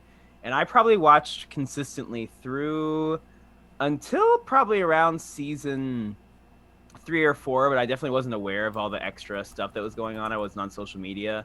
I really didn't find out much stuff until talking with Zach in high school, I think, about what was going on. And then I watched season 4 and 5, and then I started season 6. And I don't really remember why I stopped watching season 6, but I did. So I've never seen probably the last 3 or 4 episodes, at least, of the show. Wow. But it's always one I liked a lot. I was a big fan of The Soup, so I was excited that Joel McHale was on there. I thought Chevy Chase was funny at the time because I liked Family Vacation a lot. And Donald Glover, of course, I really was a big Childish Gambino music fan. Although I do remember seeing the music video for Heartbeat on like MTV or something, and I was like, that looks like Troy from Community. And then I was like, it is Troy from Community. And I got very excited. I watched the first episode when it premiered, but I was a little bit too young to catch most of the Breakfast Club references in it, so I didn't stick with it originally. And then I binged all of the episodes off of DVDs from the public library in my town. I watched all of seasons 1 through 3 to catch up for season 4. And throughout seasons 4, 5, and 6, I was on the online front lines of people like, let's keep this show on. Everybody who knew me, they didn't watch Community, but they knew that I was like the Community guy. And that I was always like, oh, we got a 3.2 million last night. That's looking good. I think we're going to... So I was definitely one of those guys. Yeah. It was an obsession, and getting to, engage with it in the way that doing a podcast about it is so cool. To feel a little bit closer to people that love the same thing and also to the thing itself. It's nice. That's right. Yeah, Community is, obviously it's not the first internet show, because there's a few others that were like, I think Lost was one of the first big like internet shows, because it premieres like right in 2004, where I think like chat rooms and things like that are really taking off. But Community is a show so intrinsically linked to internet fan culture in a way that a lot of its contemporaries aren't. We're now all, annoyed by people that just talk about The Office all the time, but like that show was never on the bubble in the same way, and did not need to spur on legions of online fans, fan campaigning, hashtagging. That felt very Community. Yeah, and it makes it like, it's not just a show you really like, it's my show. Yeah. You know what I mean? It's more than even like Office super fans. I don't know, you feel like you're just part of the show when you get to like fight for it, and when it's the thing that you love that no one else seems to know about it, and you get to see other people fall in love with it. I don't know, it makes it more special to me. Yeah. No, I think you're right. There's a certain amount of like protectiveness that comes with being a Community fan, or a certain amount of ownership over the show, for good or for ill. I also think a lot of that same stuff tired a lot of people out by the time season 6 rolled around. I've heard that doing these guest interviews quite a bit, of like people, who fought tooth and nail, starting with like the first time it was pulled from the air in season 3, and then just like, for 2 straight years kept the Community train rolling. And then by the time the show was on Yahoo's screen for its final season, everyone was like, I'm too tired to make this bad website work. I can't. I certainly wasn't. I was right there on Yahoo screen. Often the night when they would air, I would be laying in bed and I would watch it on my phone in bed, and it was annoying, but it felt even more like my show, because how else would they have ended up there if not for all of us that were causing a storm on social medias for all of the platforms, and it got someone to say, hey, this show's special, we need to create a platform and buy that shit. That's pretty cool. Yeah. No, it is pretty cool. Community sort of snatched at literally the last day. Yes. It could have possibly been snatched. I remember watching it so closely and finally getting the notification and expecting like Netflix or Hulu or something. Yeah. Being like, oh, Community, thank God, it's the last day. Yahoo Screaming, Yahoo. what the fuck is that? With the Yahoo? news source, the thing From 10 years ago then? my burner email account that I use for social media websites. For the Mrs. Incredible fan Exactly. fiction. Yeah, it's where you go incognito mode on Mozilla or whatever Yahoo's affiliated browser is, and it was just this wild thing. You got the AV Club notification or whatever that Yes. like this thing that you had never heard of was going to air season 6 of Community. It's completely buck wild. Bonkers. To my knowledge, it's so uniquely Community, I feel, to not be saved by one of the big dogs, but to be saved by Yahoo. by an email. Yes, absolutely. I remember love that. Yahoo was now this is I don't know what this says about me. When I was in elementary school, we liked using Yahoo for searching things because at our school, Yahoo didn't have safe search on. So whenever there was a That Mrs. Incredible like fan a fiction. celebrity scandal, we would oh. search it on Yahoo, not on Google, because it would pop up on our computer at indoor recess. Ooh, that's pretty slick. So you had Shout out an to you, inboard, Vanessa Hudgens. whatever you were up to at the time. Yeah. Yeah, you weren't yet going on TikTok and saying like, I don't know, coronavirus is gonna kill people. I don't know. No, weren't quite there yet. No, we weren't. We saved that for our podcast. That's right. Yeah. Yeah, the Vanessa Hudgens update. Y'all doing the Hudge fudge. Hudgecast. You can't cast. No, it doesn't work like that, honey. Hudgens. It's a little tortured. But it's it's just it that Community got saved by the promotions tab on Yahoo Yeah. Mail. Is just is something that feels so uniquely to the show, and it just adds to the grand texture of the thing. That like it adds to once all these new people that are coming to Community, which is great. Yes. Like I will not I was a day one watcher as well, but like that doesn't make me better than anyone who's coming to the show now because they were fucking 5 when it came out. Now all these teens are getting into Community, and That's crazy. seeing them slowly learn all the shit that's like old news to me. And now they're like, what do you mean a first Dungeons and Dragons episode or whatever? Yeah. Whatever. Now like it's this weird. I am going to put a book together at some point. Just like documenting things, episode guides or something. I feel like this should just be written down in some capacity. For You might Here's want to what was erase that happening because that's when $1 this- million idea. You might want to keep that one to yourself Yeah. because man, do you have the network to build something like that? That'd be. I know. Once we're done with this pod, then I'll start That's a- kind of squirreling that That's away. a cool idea. Between like film projects and stuff, that's Sure. easy to just Yeah. like. Because I'm like, man, I am just gonna like start watching the show over again once I'm done talking about it in this context. So maybe it's time to start. I'm reading the Alan Sepinwall, Matt Zoller Seitz Sopranos Sessions book alongside. I saw your Sopranos thirst. You saw my trap. thirst trap, yeah. My Sopranos thirst trap, and I'm reading that alongside watching that show for the first time. And I'm like, oh, this is the structure I was already thinking about for a Community book. So it makes perfect sense to me. Anyway, I think that's a great idea. that's future. Aren't they Kevin's coming book. out with a Sopranos like spin-off and it's actually James Gandolfini? It's a movie. It's a Movie, prequel movie about I thought it was gonna be a show a right now. young version of the characters, starring. Young Sheldon. Yeah, of they're The young Sopranos. Sheldoning it, and it's James Gandolfini's kid is playing. cool. Tony Has he Soprano. acted before? I haven't actually looked that up. That might be worth. I don't think Ice Cube's son had acted before the O'Shea Jackson Compton Jr. movie, but he did a fantastic job in that one. And so- he's definitely an actor now. I think Yeah. he shows up and stuff all the time. Oh, he's all over. I the just saw place. something with him. Don't know what. Something. Yeah, he's all over the place. He was in what was the last thing I saw him in? Long Shot, the romantic comedy with. I wanted to see that, didn't get to it. It's cute. I like Seth it. Rogen And and Charlize.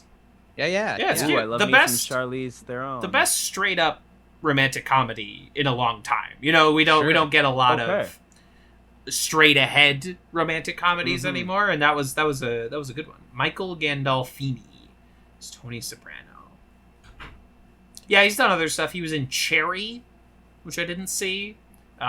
He was on that show The Deuce. He was in Ocean's 8. Okay. But his IMDb is small. It is surmountable. Okay. But That'll be interesting to see. Absolutely. I'm interested to... Maybe I'll be done with the show by the time that movie comes out, or maybe I'll have to go see the prequel movie before I'm quite done with The Sopranos. But we'll see. More thirst traps to come, everyone. Be on the lookout. TV's Kevin Lanigan on all social media for your community thirst trap. So let me ask y'all another question before we dive into this episode proper. Yes. What are the characters or episodes or seasons that most leap out to you? Not even what the best ones are, but what are the ones that maybe are closest to your heart?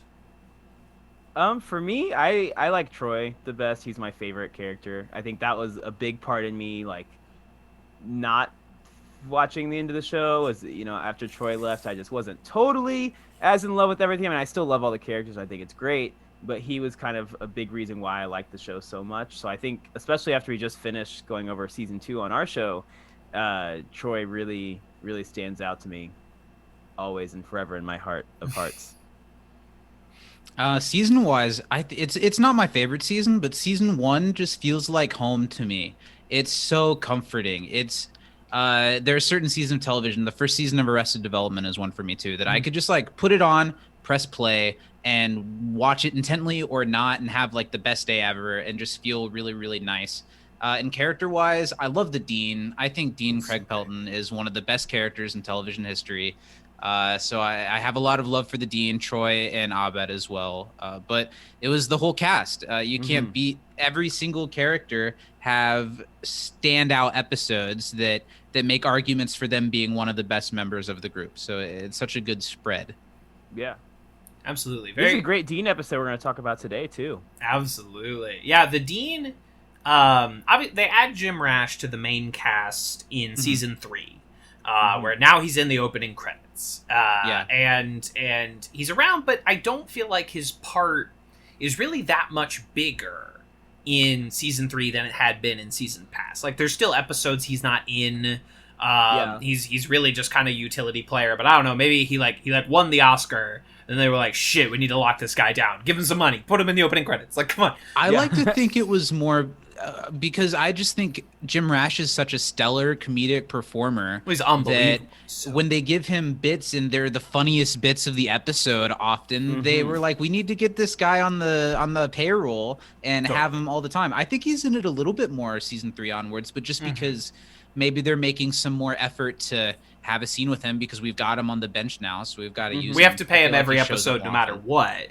So he might as well be in every episode, right? But it's season 3 is the first time we get a Dean-centric episode with the episode where they're filming the commercial, which is a great episode. I feel like it's maybe just a couple ahead of that one. It's maybe the season 2 flashback episode, Paradigms of Human Memory, where they're like, oh, we need to maybe lock this guy down, like permanently, like where he's oh my god, he comes in just a killer string, and they're all funny. Tina Turner, the clock's ahead, and it's just Jim Rash's voice and the way that he. There's a I don't know. You give him a to line, there is, and you give him a line, and he just knows which words to emphasize, and they might not always be the ones you would have expected when you first read the line. Yeah, that's not always what makes it funny. His delivery is just perfect, and this episode that you're talking about today is maybe one of my very top favorite Dean episodes of all of them.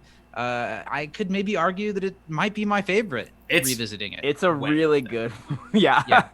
It's really good, and this is right. Like, if you just watch Jim Rash and Paget Brewster, also, like, you can just you can learn so much about comedic emphasis and how much like emphasizing and hitting certain words can take something to an entire other level. And the Dean is someone who's so easy to impersonate because it's just so iconic, and it's so you recognize it instantly because it's unique. And there's a tenor and a quality and a delivery to it, and some of that is Jim Rash's own like natural demeanor. But there is a stark difference between like him and the Absolutely. character that he plays. Yeah. And he just takes it to heights unheard of. Again, the ultimate lesson to all you actors out there: if you get a bit part, play it for everything that it's worth, because you never know if 2 seasons later, it's really gonna pay It'll off. be the for funniest part of the show. Right, exactly. Yeah. Like, suddenly you're the main character, and like season 6, the Dean is basically the co-lead.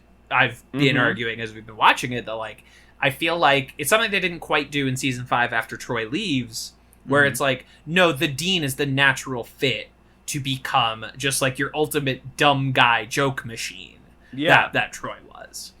I think there's a fine line of with a character like the Dean that, and kind of like Chang, that if you use him a little bit too much, he's so removed from reality that if you learn too much about him, it takes away.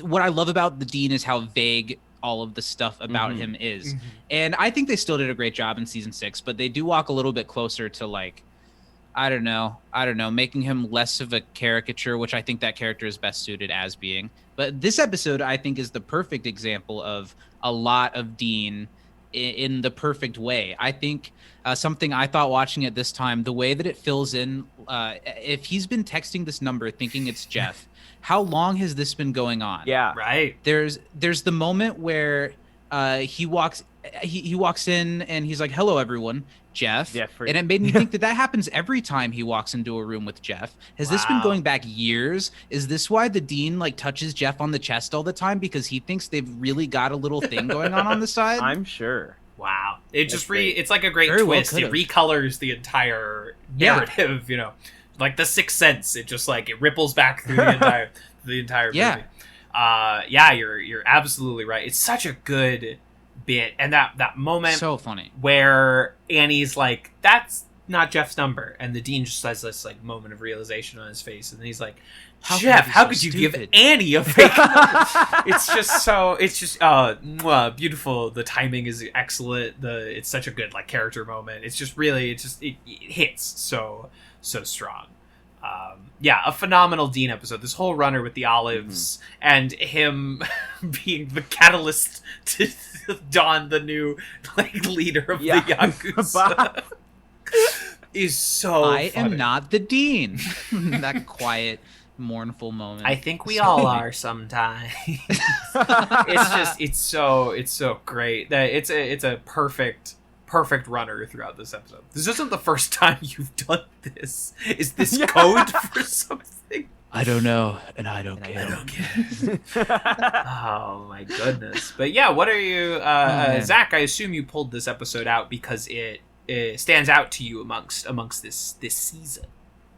Yeah, maybe it was because it was one of the early ones, and I maybe felt a little bit gatekeepy of the show when it first came out, that I just wanted my show to be my show, and I was looking so closely for like anything I didn't like about it, that this episode felt the most like Community. It felt so, it's so fast. It really lets the new cast and the old cast like bounce off of each other in a way that doesn't feel forced at all. It just feels like what the show's good at doing.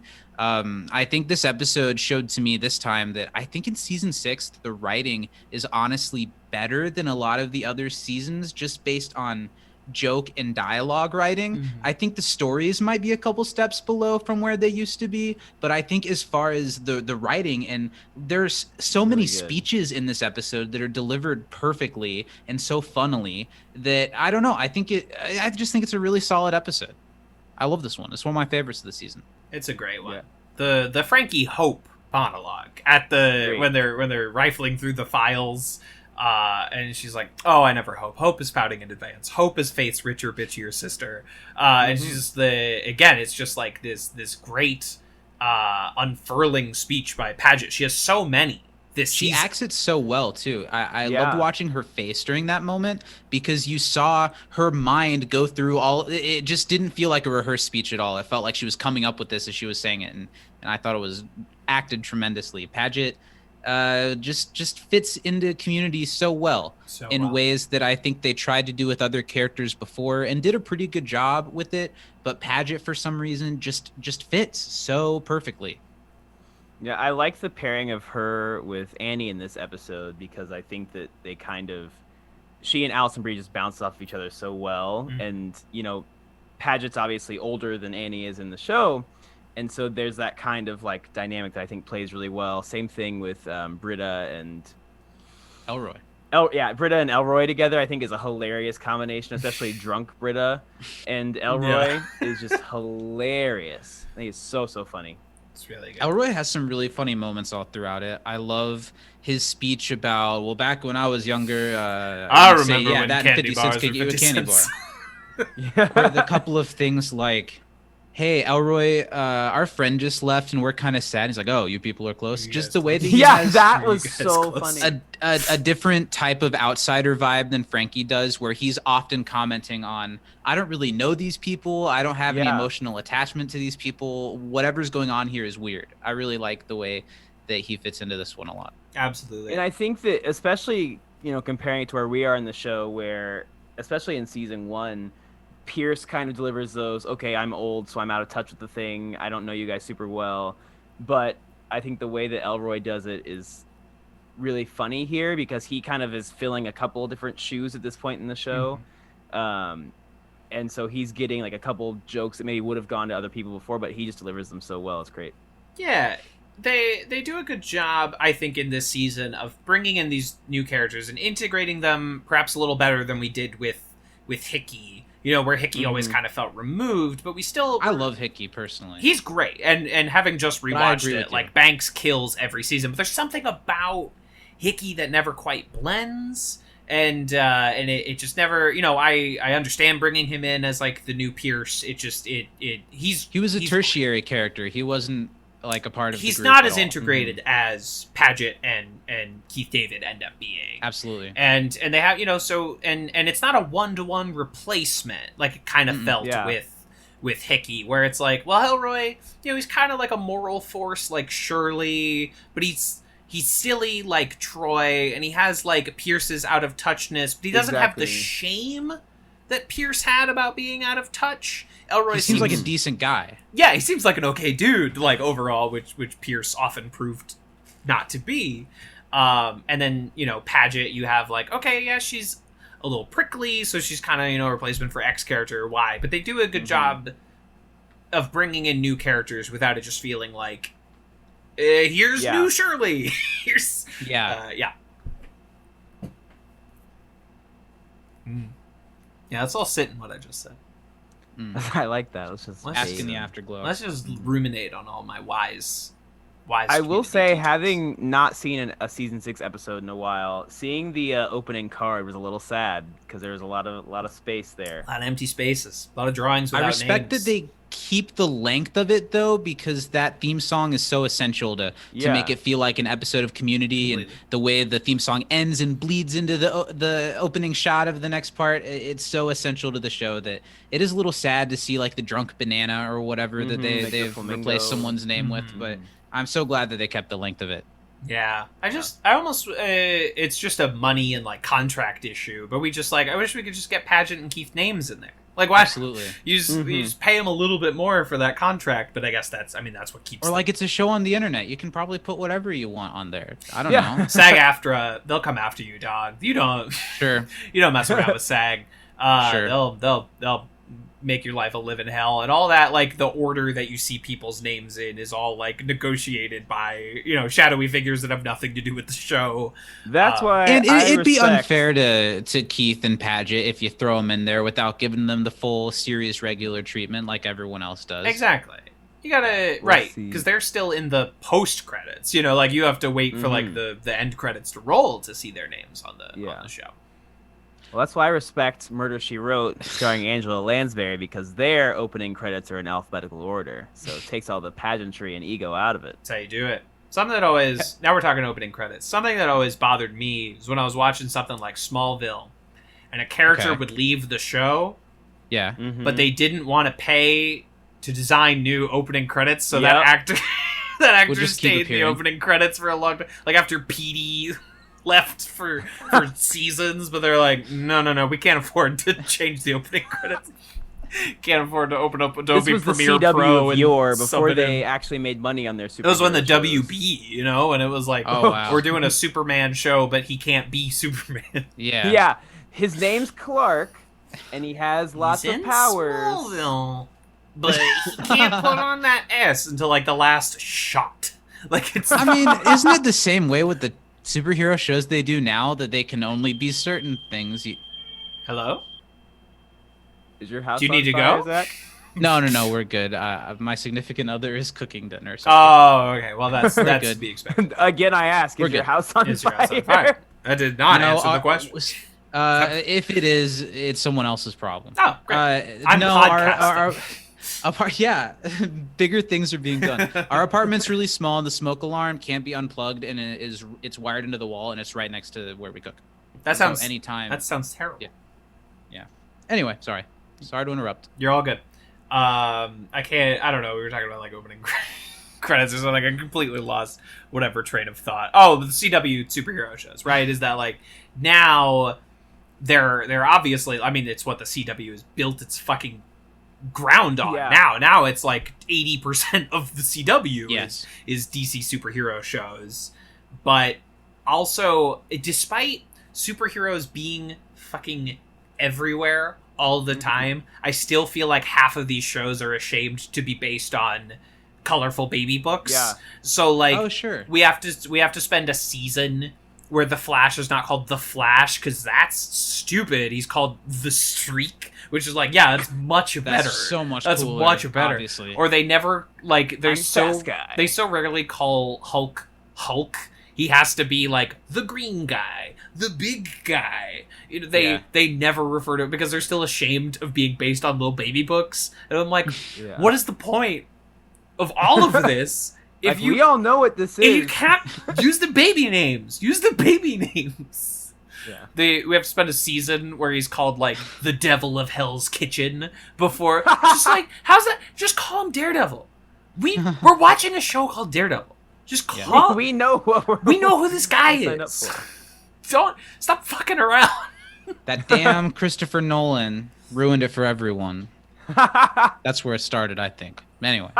That guy. We've yet to have a Batman movie that's made by someone who doesn't hate Batman comics. But one day, Maybe. One day. Maybe one day. on the 87th Batman movie, maybe someone will finally actually like that dude. But it'll be a fun, auspicious day. What do we make of the Ruffles plotline in this one, folks? I love we Ruffles. haven't Ruffles. Excuse me. I said Ruffles. I thought one of you said waffles. No. I think you're just hungry. Sorry. Ruffles Is have that ridges. is I that think what's dinner burning is over being there? prepared. Yeah. I'm more hungry for Ruffles than waffles. I'll be honest. I think it's a perfectly serviceable plot. It feels very community. My biggest issues are almost when they try to then make it have some type of emotional pull, or like Annie's gonna leave the school over it, or like how's the school? Of course, a dog got a degree at Greendale. That's Greendale. Yeah, The I feel like stakes don't feel everyone's high. so Yeah. shocked. They're like, Annie's like, well, if you're gonna say mean things about this dog that went here, I'm gonna take my talents elsewhere. And Patrick Brewster's like, okay. Okay. See ya later. I mean, I hope you're Annie's kidding. filling out The her Eighth form. episode that's been about Annie Yeah. maybe transferring. It happens so often, and it's never the one time it was plausible was the end of season 1 until she and Jeff do a big smooch. Because you're like, Right. okay, Well, 'cause- actors 'cause leave Vaughn between is worth seasons. That leaving over. happens. Right. You know, like Vaughn, I'd change. For Cities Vaughn, for I'd Vaughn. follow those tiny nipples anywhere. You know, Absolutely. But over a smear campaign of a dog you've never met. or like it doesn't. That's an element of the Space Bus episode that doesn't work for me either. And partially it's because like, no, I know Allison Brie won't leave 4 episodes into season 2. Yeah. I know that's not how this works. Now, that's kind of more our problem than the creators of the show's True. problem, that we look at television that way. Not everyone looks at it that way. Maybe some people are like, wow, Marge and Homer are really going to get a divorce this time, even though Finally there's gonna stick. 600 episodes after this one. Finally gonna stick. I don't know. Yeah, It's just, it doesn't feel like there's any stake in it at all. The way that nobody even really reacts to it when she says she's going to leave. Not even and- Jeff cared. He was like, Yeah. But outside of that, I do really like the Ruffles storyline. I think it's really funny. I think the Dean's really great in that storyline too. The way that he Every time he's asked, did a dog get a degree here? And he just kind of, or doesn't say anything or gives like a really half-assed thumbs up to everyone, I think is also very, very funny. Of course, they would do something like that. I think one of the funniest scenes of the whole episode is when they're doing the commercial and the dog barks and the dean gets so afraid. Jesus. That's hilarious. It's also very Greendale. The only reason the dog does not have a degree is just because it has an unpaid library. So many classes. Yeah, I felt like they were holding Abed back a little bit in this episode. Sure. Yeah. The couple of things that he gets to do are pretty funny, but it seems like this is the type of premise that, you know, in the beginning he's like, okay, we need a red phone, we need a map. If they had stuck with that energy, I think this could have been a great episode to let Abed loose in. But instead he just kind of sits on the side. He has the really funny James Spader impersonator bit. I sure wish he'd leave. That was pretty funny. That was funny. But I wanted more Abed. Yeah. A couple of the dialogue heavy talk scenes, some of the Paget nanny stuff, I could have lost some of the time spent on a couple of those scenes and put it into more Abed, or maybe even more Chang. I don't know. I have a question for you guys, especially Zach, 'cause I know Zach is really doesn't like this type of thing. This is like full on when Britta's a joke, you know, and she poops her pants like 5 minutes into the episode. Yeah. She moves her pants immediately. Yeah, almost as soon as she enters the scene, Could a she drunk has person pooped in do her this? pants. I have a theory. I don't Britta know. may be secretly twins. Yeah, that's a funny bit. That was a funny line. I don't know. Yeah, it's not my favorite Britta episode. Even the crazy sci-fi music video scene that we get, I think it that's feels a little, to me, it feels a little weird for weird's sake. And then as soon as it's done, it's like, okay, we're not touching that ever happened ever again. Yeah. Then she just falls asleep for the rest of the episode. It's I very like it. strange. It's visually cool. It's fun to watch Britta act out this music video, but I don't know. It's a little bit of a weird Britta episode. It doesn't- I love the part where Jeff says, or no, she's gonna make a Banksy stencil of a dog and put it all over the school. And Jeff says, I have a better idea. How about you go get a bunch of coffee, drink all of it, then bring us some coffee? And she's like, yeah, Yeah. I like that better. And she goes and does that. It's I think funny. that's The funny. way, if you watch like the background after she poops her pants, she's like running back and forth. She's running back doing this behind. do this little like full pants dance. That's funny. It's very funny, but you're right. I mean, like it could not even generously be called a plot line. It's just sort of Yeah. like Britta No. shows She up, just pooped. does a Britta couple shits her bits, pants. does like a And fun. hangs out with Elroy. I think it's very like, you know, I like the scene with her and Elroy. I think it's fun that these two characters are bonding, and this is not a relationship they go back to a lot in this season, but it does come up a few more times, like kind of the dynamic that these two characters have. And you know, I like the music video sequence. It's kind of a new muscle in Community's Sure. you know repertoire. It's a They're new flexing that Yahoo screen money. That's right, where they can just like do this weird elaborate like music video sequence that doesn't go anywhere. It is cool. It's just that it doesn't go anywhere. It does not go is the anywhere. only It thing does for not it pay for me. off in any qualitative ways. They don't even like use that music in the commercial or something. It just stops. Well, and Yeah. I kind of wish that they had used. I think it would have worked better for me if they used the song at the end of the episode, like in the end, like Sure.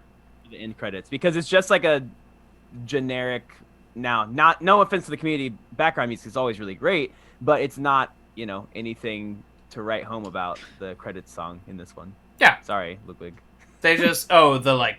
It's just the same recycled music that's always, yeah. Yeah. That's you don't hear it much on like Netflix or something, but on the DVDs it's like the end of every like extended credit. Season 6 has it every time because their post-credit scenes don't even put credits over it. Like the little No. tags, they don't even have credits over it now. They just play the full credits over black. Now there's just like a short film at the end of every episode of Community, which is fine with me. But yeah, it doesn't. You're right. They could have put that as a bed over something, but it doesn't really. Something. It's like they forgot. I don't know. Or did I almost felt like they were trying to tell a half-assed joke about how you feel when you're listening to a song you like while you're drunk.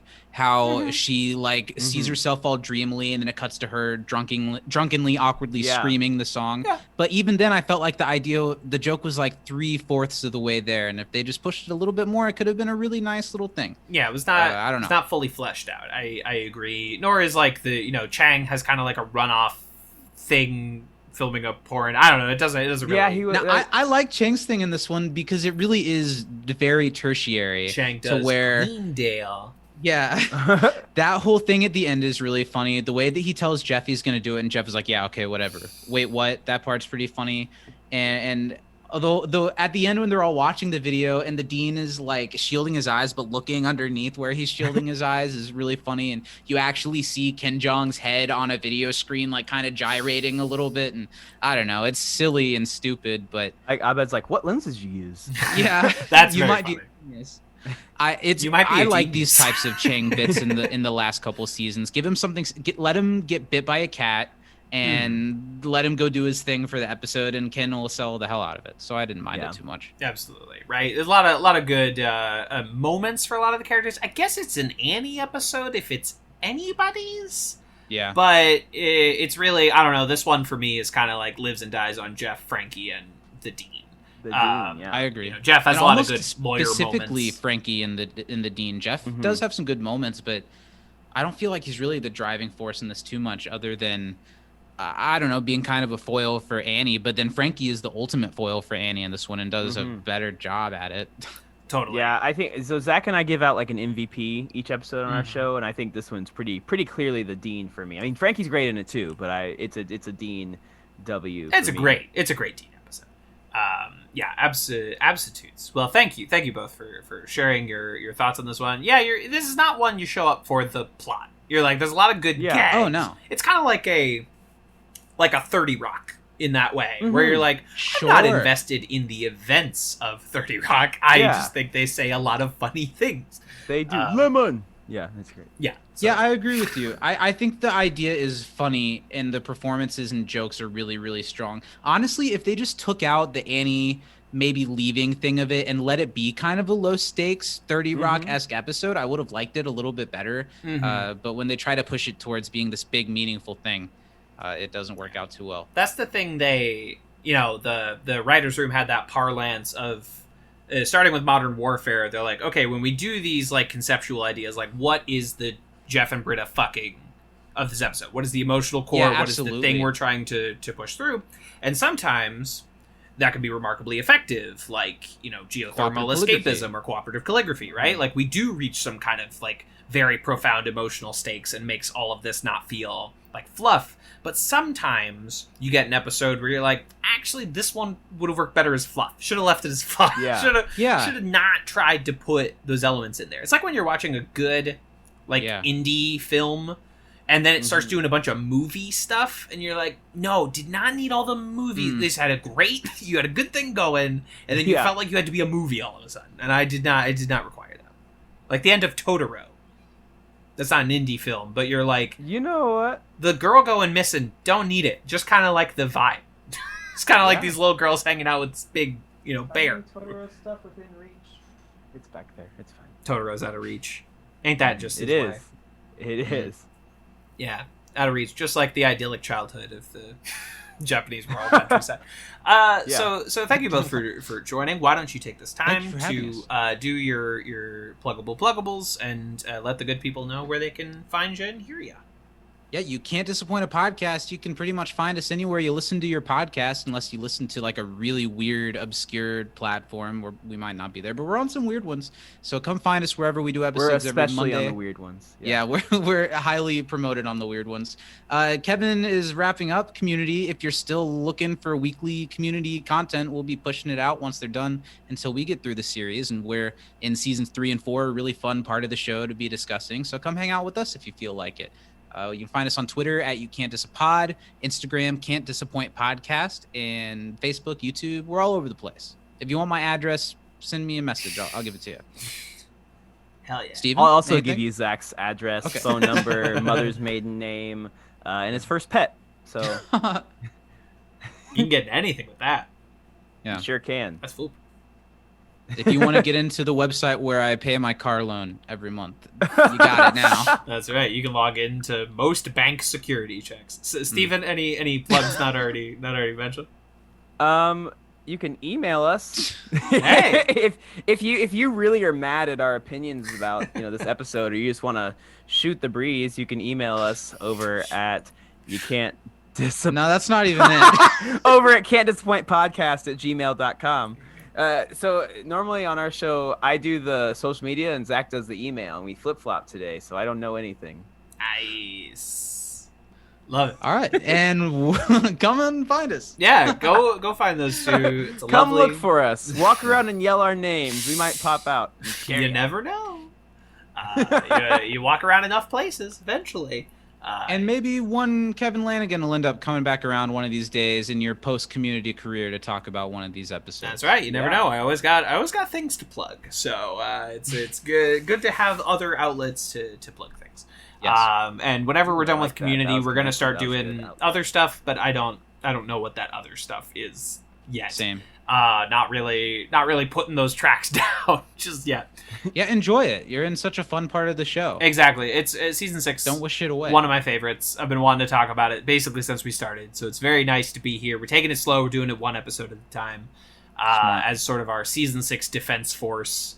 Tomorrow we're having a big round table about the episode that follows this one that deals with like queer issues in a really interesting lens. So we're having like a big queer round table, big table of gays. And do you think that episode's well handled? Do you like what they do? In I that do. one? I think haven't it's seen it in a while. I think it's fascinating. I think it's a completely unique perspective on a contemporary queer identity and how that can be leveraged to sort of remove your fundamental humanity. It's a very interesting episode that I'm very excited to talk about. But thank you both once again for joining me. Thank you for And having us. Thank you. This is the part where the music fades in. I'm sure you'll find about 8 minutes in there that's usable.